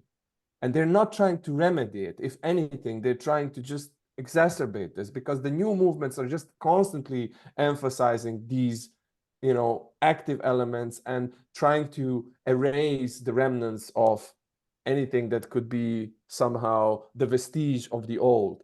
But this is where the middle way gets lost. And if this is what happens, then you've basically transformed the program into something completely different. Okay, you can do it, but, you know, am I interested in it? Not necessarily.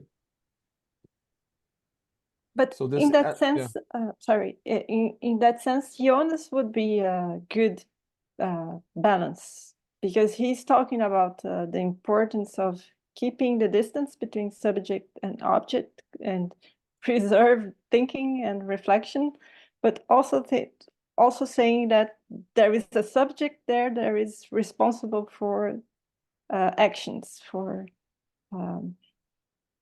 I would really like to be able to question him on some of these things, you know, to gain more clarity, because he ends this particular text on a very polemical note. And I have the impression that he wanted to underscore this point just to kind of show that this is really, really the deal. Now, would he be willing to qualify it if you asked him about this in the question and comments period, or in a different setting, if he were, you know, here with us, and he wouldn't necessarily have to deliver this very, very, I mean, I can just imagine him how this must have been for him to be there and deliver this lecture. You know, we also have to take this into account when you read this text, and it becomes maybe slightly less repetitive and all of that. But the thing is, I don't know. I agree with Adnan that from what I read in this particular text, I think he overdoes it, in my opinion. You know, just kind of saying that he's kind of cementing this a little bit here. But I don't know if he's doing it because of the setting in which he's doing it, or because he really thinks that this is the case. It could go both ways. You know, if I were in a position like that, I might also be doing something like that, and I might exaggerate my position somewhat.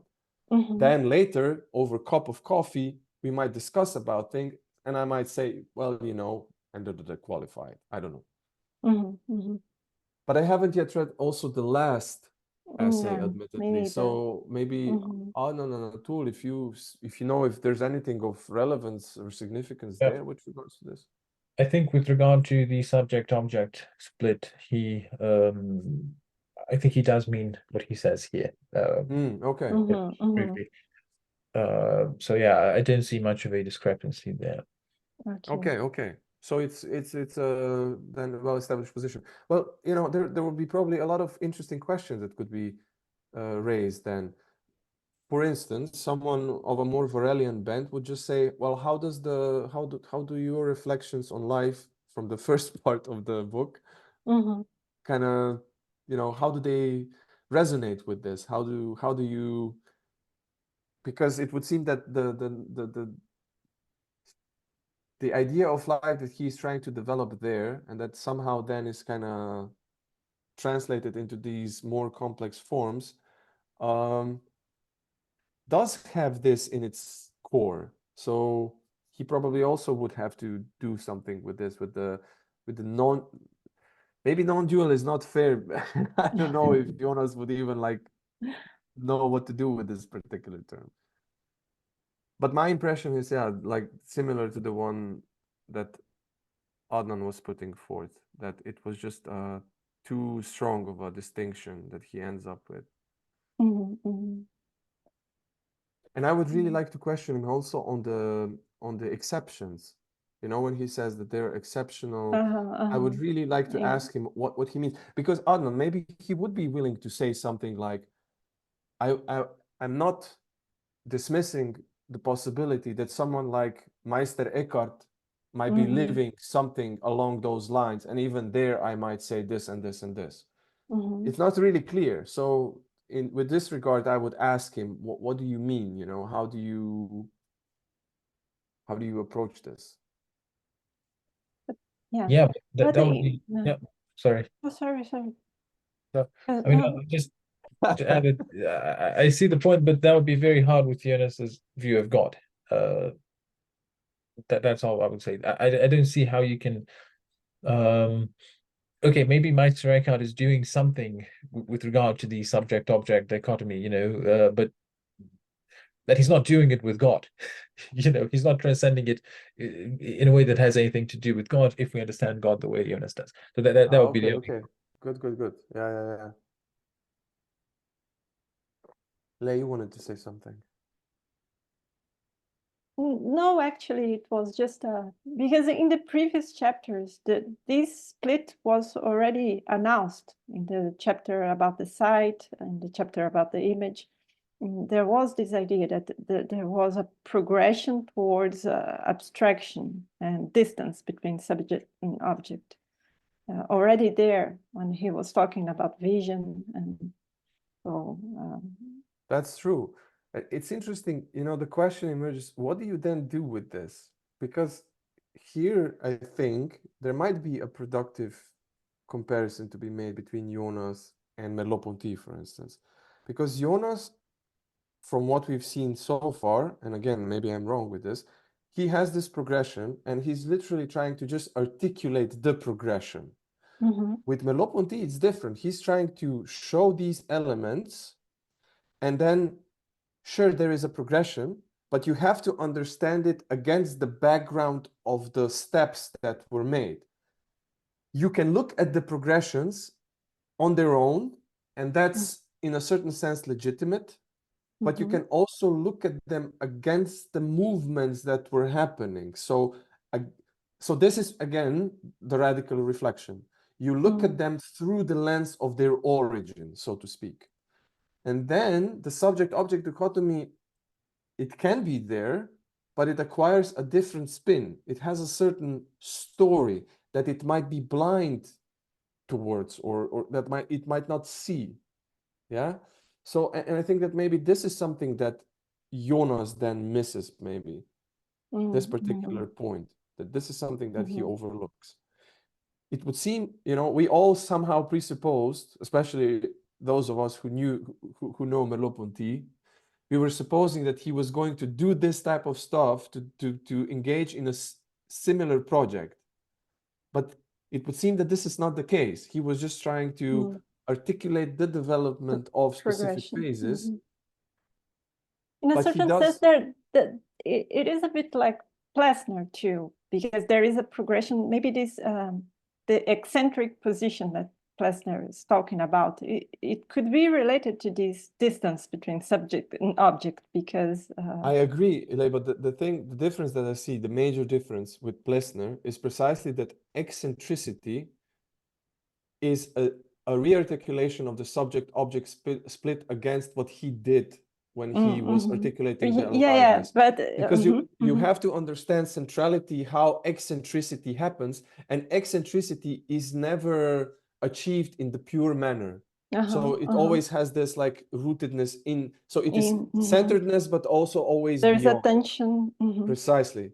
So in this regard, Plessner does a very different thing than Jonas does. Okay. His eccentricity is not a, let's say, a trivial subject-object distinction. I see. Can you hear me? Yeah. Yeah. Would you say that Jonas remains in the end more dualist than Merleau-Ponty, than Plessner? No. I mean, it's a.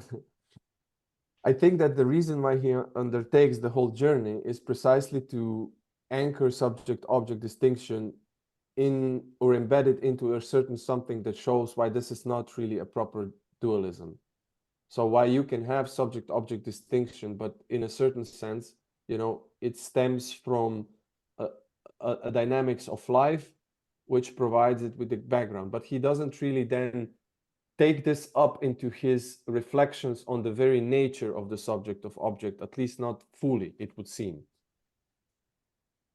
So that's where you see the main separation between how the style of approaching the subject. Sorry? Wait. How about this? Better? A little bit better, yes. Better. So the main issue you see with Jonas in contrast with Merleau-Ponty or Plessner is that Jonas doesn't really take his initial analysis forwards in a very productive or constructive sense. Yeah, like, he presupposes their conclusions, but he doesn't really take them with him. in a certain sense, yes.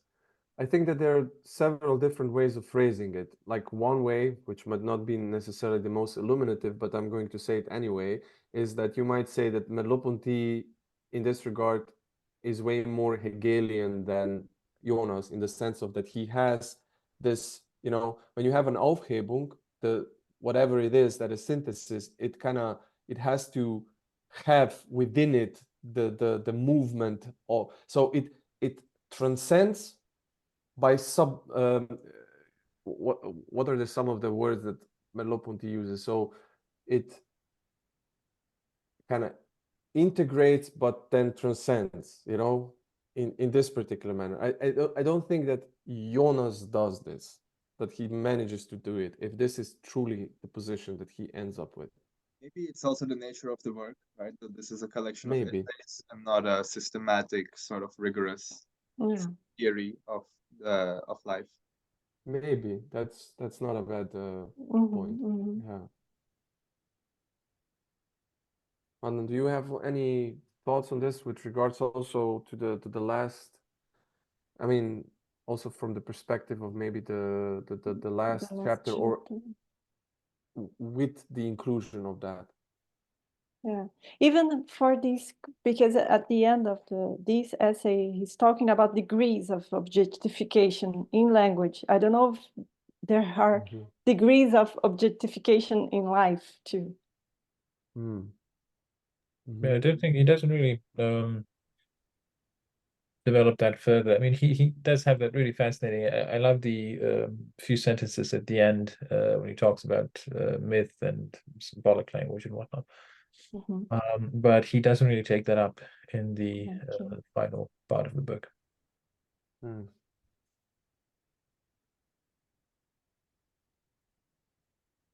Okay, maybe before we close, I would just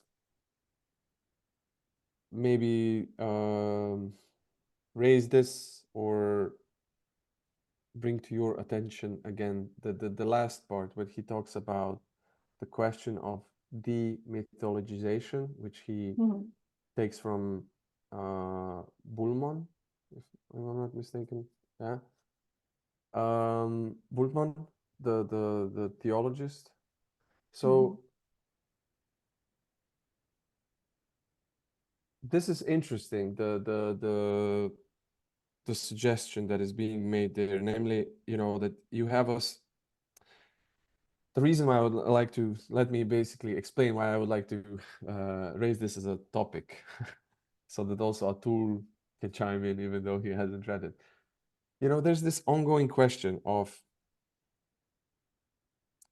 you have a certain teaching or a certain philosophy or a certain text, and it provides something clearly meaningful, so something that is of a nature that can transform, regardless of what this means. Yeah, it can be a holy text, it can be a philosophical text. Usually it's about those two things. And then this text kind of opens up a certain horizon. And this is the birth of tradition.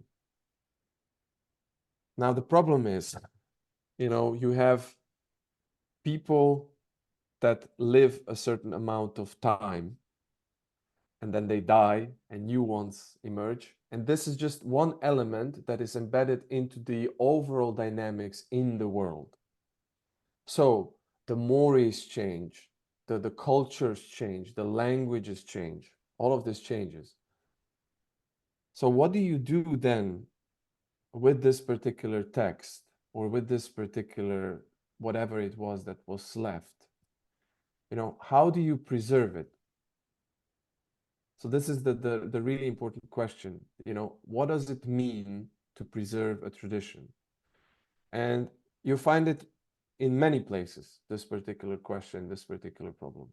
And the issue that is kind of addressed here that Jonas is also talking about, and that he takes over from Bultmann, is this demythologization or demythologizing approach, which in a nutshell is, you know, you take a certain biblical text, for example, or you can also say a Buddhist text, a Buddhist sutta, and instead of necessarily using some of the classical terminology or the terminology that's being used there, you use, for example, terminology from existential phenomenology.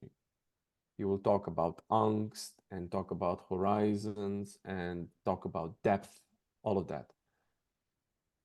And Jonas says that he's on board with that to a certain degree, but the question is, where are the limits? And this is precisely the question. It doesn't really solve the thing, because that's precisely the question, right? So when do you, to what degree are you allowed to re-articulate without necessarily establishing a new tradition, without necessarily going outside of that tradition? I would say, Yeah. Especially if we're talking about a tradition that is, you know, not something like the phenomenological tradition, but something like the Christian or the Buddhist tradition.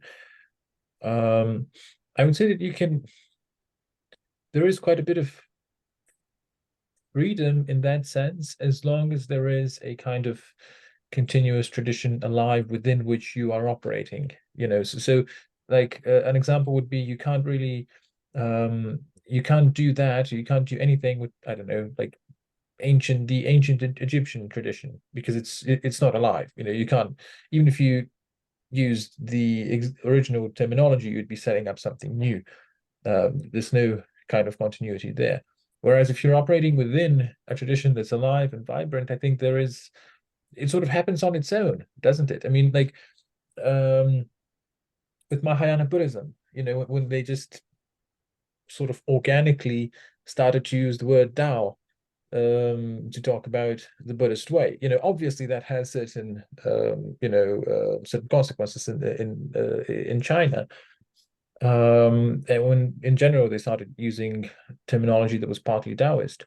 But in a way it doesn't stop being the tradition, but there's a bit of a problem here, because on the one hand that can develop and still maintain some kind of continuity, so that it's still, you know, the Buddhist tradition, but nevertheless forward a couple of thousand years, and there is obviously a difference between contemporary Zen and Theravada, for example.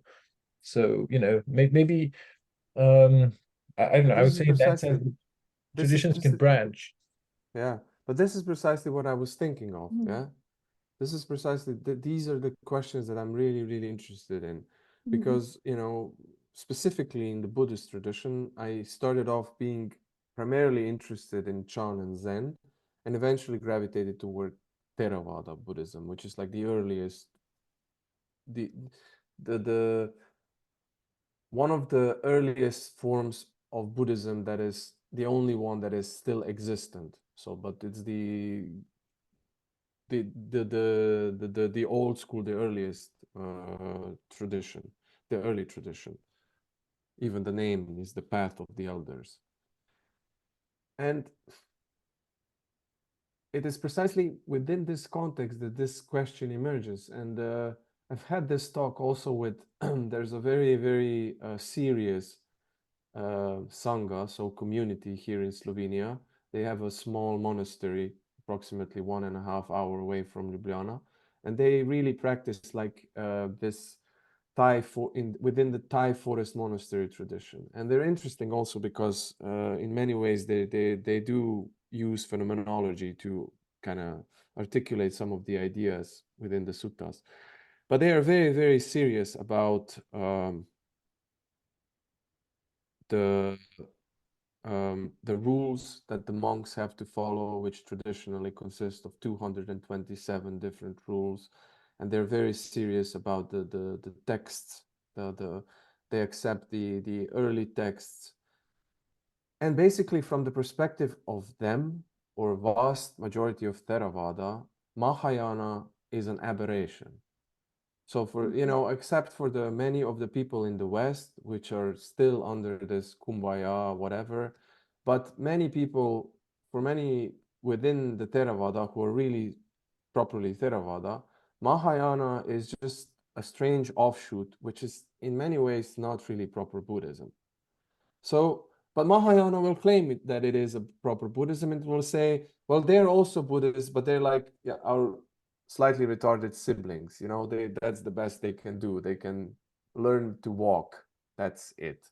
You know, we do the cool stuff. So it's not an easy question. It's not an easy topic, and ultimately you end up, for example, a Zen monk. Not only does he not follow the 227 rules, which some of them are like really wacky, he's not even celibate anymore. I mean, how far away can you get from the initial stage? That only applies to Japan, by the way. Well, to Japan, yes, yeah, yes. yeah, it does not apply to Chinese Chan. Yeah, That's like still... also like people in Taiwan, for example. You know, Taiwanese Buddhists tend to look down on Japanese Buddhist traditions precisely because of that. But that for me was the reason why this was so illuminating, precisely because at the beginning, you know, the main fascination was the aesthetics of the Zen and also the tradition there. And I still remember my very, very awkward entries into that particular domain. There was also far less information available in general, and what it was scattered, and you were kind of getting these, syntheses that were, you didn't really even know that they were necessarily synthesis and what have you. So for me, this is a very interesting question. And, I was talking with the monks, and for example, I would use examples like, there's so much random stuff. So for example, the monks are not allowed to eat after 11. Yeah, that's the last time they can have meal, and ideally they only have one meal a day, maybe two. Okay, and ideally they will have one meal a day. So my question was, what if you find yourself in a certain place where, for very specific, like concrete reasons of where you are, it is just way more, not only convenient, but only maybe the only possible way you can get food is between 3 and 6. Yeah. So you still eat once per day, only once per day, but the timing shifts. So the timing is different. Yeah. And the thing was, for them, it's like it really has to be preserved fully, because that's the only way that you can guarantee that there are no, that you're not slacking or what have you. But here's the thing, what happens then is, when they come to the West, the Theravada monks, in Thailand, for example, or in Sri Lanka, these monks can only eat what they are given. So that's the only way. They are not allowed to cultivate anything. They're not allowed to store food. They're not allowed to even store food for themselves. It's a complex thing, but so, and then what they do is that every day they go on this alms round. They go on the alms round. You might have seen it on YouTube. Yeah, they carry their bowls and then they get alms, and that's the only meal that they have. Now you come to the West. Nobody the heck knows who you are. You might be some Hare Krishna or whatever. They don't know what's this. So you go to do your alms round. One day you might get something to eat. 5 days you might get nothing to eat. Yeah. So what happens is they have these stewards, lay people who can handle this type of stuff, and they take care of them. And I was listening to a very, very cool and interesting discussion between 3 people, one of them former Theravada monk and a lay Buddhist, who were discussing this particular problem. Because in a certain sense, you become like this exotic flower that requires all these secondary things that keep you alive, because you have to preserve this particular rigorous way of living. And an alternative would be, what if you find an equally rigorous way of living, but that it's suitable for this particular context? However, to what degree are you allowed to kind of make certain amends, and without this then trickling into something that will lead into you don't know where, because it hasn't been formalized and it hasn't been tested for 2,500 freaking years. So yeah. On that note, like one interesting thing is with Mahayana Buddhism, when Buddhism came to China, that was one of the reasons why they switched to, with Zen monasteries, they typically cultivate their own food, and they have, there are monks who are in charge of the cooking and everything.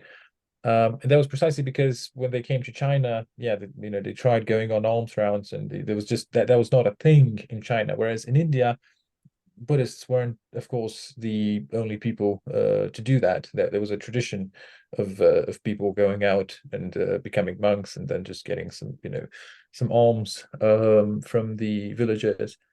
That was a sort of a normal thing, and also. One more thing with Japanese Zen, the fact that celibacy isn't required is largely a consequence of a bunch of sort of socio-political things that happened with I can't remember the exact period in which that happened, but basically the secular powers wanted to make the monks a bit less stand out a bit less, and wanted to sort of take away their sway over the populace. So that was a bit of a complicated process, but this is, for example, from Theravada perspective, this is like an offense that disrobes you forever. You may never become a monk again. So they are literally, per definition, not monks. Yeah. I mean, it's not like you're required not to be celibate. Obviously, like if you want to be celibate, that is still a really nice thing to do if you're a Zen monk. It's not like it's not like you're not allowed to be celibate.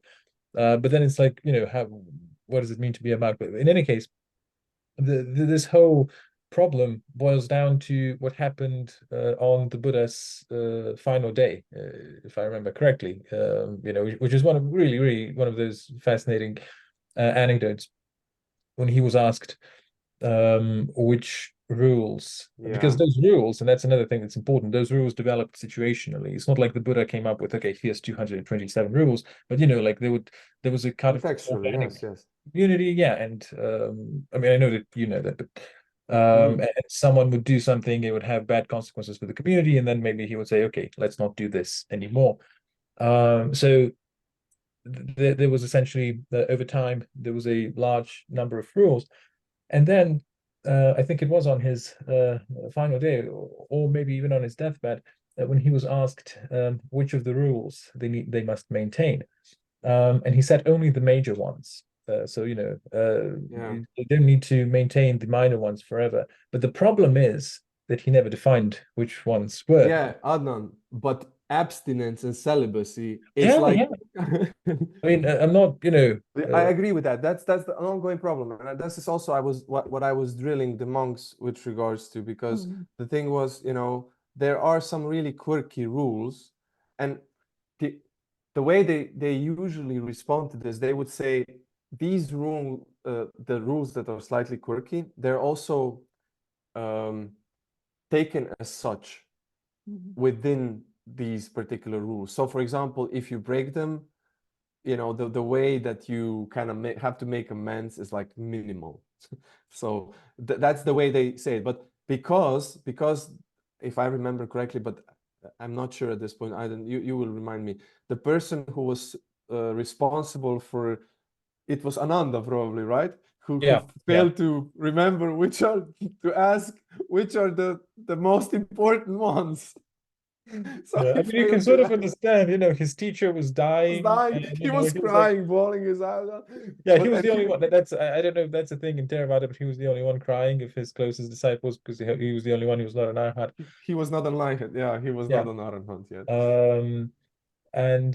So he was crying, his teacher was dying, and the teacher said, you can only keep the major ones, and he didn't. I guess he thought that they'd sort of figure out which ones are the major ones. He was, but they sort of went with the better safe than sorry approach in Theravada. Yeah, that's definitely an interesting point. But anyway, just to go back to it's a really, really interesting and important question. So, how far you can do this, and the question about demythologization that also Jonas brings up is very much related to this question. What do you do with the texts? To what degree you can translate them? And if you broaden this, you really can talk about all these dimensions. I don't know. I haven't really yet found a good answer to this, but Atul, this might be of interest in the prose of the world. When Merleau-Ponty is talking about these things, this is something that I feel that there is a certain richness there that could be explored with regards to this particular question about these. Huh? I never read that work. I heard the translation wasn't so good, so I didn't. It's a good text, regardless of that. That shouldn't deter you. It's a really good text. I would strongly, warmly recommend it. Okay.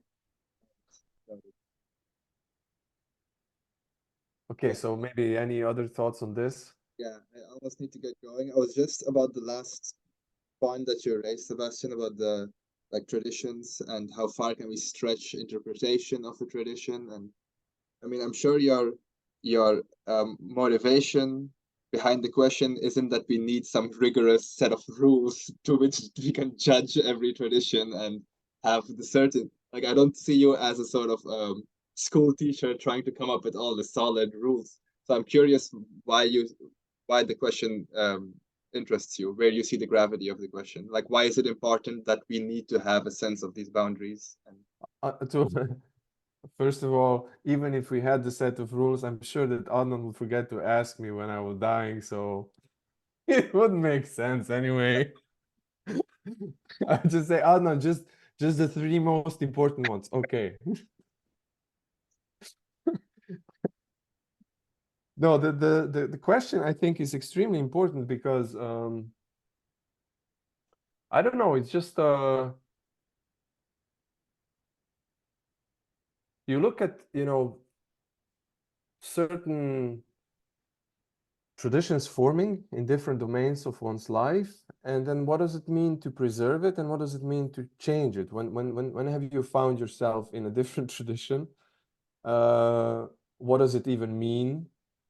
Are there different, for example, are there different ways to talk about a change of tradition? Maybe you can have branches within a tradition, as Adnan said, but then you can also have a certain something where you say, well, this is no longer this. It's morphed into something else. So I don't know. I mean, it's just it seems like an interesting question. I would really like to have a good angle on it. I don't think I have a good angle on it so far. The words that just flash to mind from Merleau-Ponty's literature is styles of being and encroachment. Yeah. Style is definitely one, as Lynn knows, that I have been kind of toying around with, but I haven't yet been able to. I don't know. I think that like a strange Merleau-Pontian notion of style with Spengler's idea of the development of these different morphologies that determine a certain tradition. Something along those lines has to happen. Some rich synthesis has to occur. I don't know yet how it's going to take place. But I would just add one thing, that there's a different related question here. So if you're not a full-on particularist, But I just, about, for the being. a short moment, because I need to get going. I'll allow you guys to continue the discussion, but I need to take off. So it was a pleasure. I'll see you guys. Yeah. Bye. Marvelous, Abdul. Be Yeah. well. Nice Bye-bye. to see you. Bye. Ciao. Be Enjoy. well. Bye. So unless you're a particularist about there being only, one correct tradition, so there's also the question of how to differentiate authentic or legitimate traditions from ones which aren't. So, if you can say that like Christianity is an authentic tradition and so is Buddhism, how to differentiate that from a trivial example would be, some kind of pop astrology mixed with crystals and whatnot. But Is there are. Is Scientology a tradition? I mean, that's the question. I would not really be inclined to say yes. I also would Definitely be, not but be I'm not inclined to say sure, yes. I'm not sure. I don't think it is.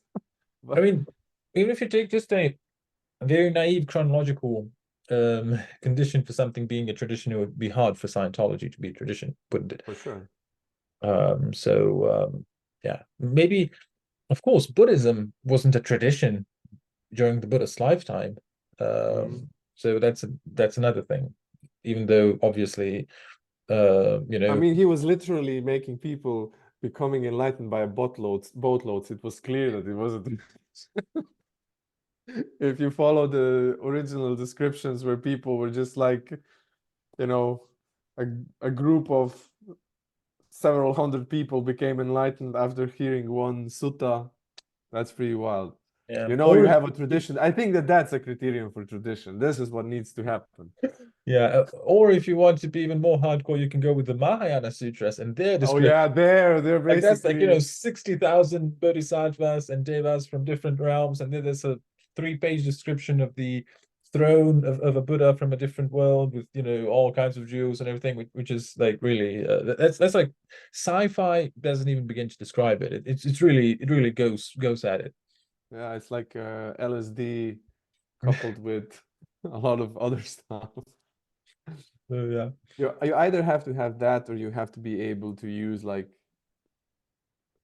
a pair of fishes and some bread and feed, I don't know, hundreds and hundreds again. Yeah. Then you know you have a tradition. I don't know. That's a good question for sure, you know. And I think that basically it's related.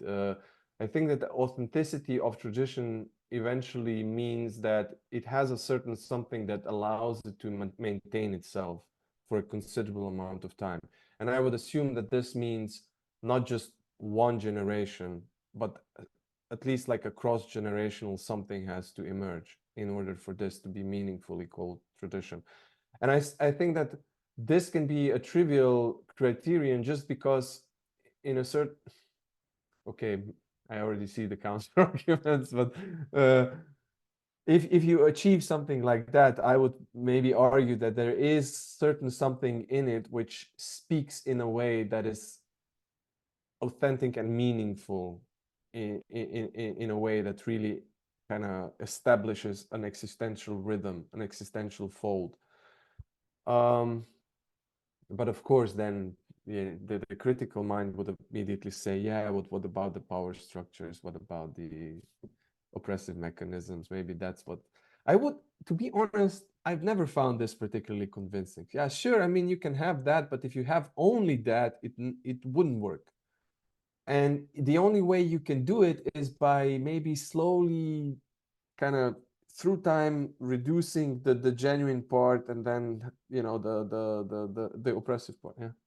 Yeah, but that's precisely like the way that Guénon and the perennialist crowd look at things like, for example, let's say, I don't know, Christianity becoming the dominant religion, and eventually the state religion in the Roman Empire. It's not that the Greek and then the Roman traditions, it's not that those were, I don't know, never anything authentic. They were, but they, you know, they slowly over time became more and more watered down to just a kind of empty formalism. They became too tied up with the state, and you know, they sort of lost their oomph, essentially, which is why that happened. Because, you know, of course, if you're a perennialist, you sort of have to deal with that question. You know, Yeah, for like, sure. what does it mean that, you know, Christianity sprang up and just got rid of all of these other traditions? I mean, how can you understand that? And that will be one way of answering that question. Okay, I think that we have to wrap it up now. So see you in 3 weeks. Last chapter, eh? Yeah, Almost that's done awesome. with the extremely popular Jonas. Poor fellow. Oh yeah. Oh yeah. He just, you know, he couldn't do it. Okay, Yeah. so enjoy. Le, thanks again for your presentation. Thanks. Be well. Be well. And yeah, see you in 3 weeks. 3 weeks PR. for the last one. So bye bye. Bye bye.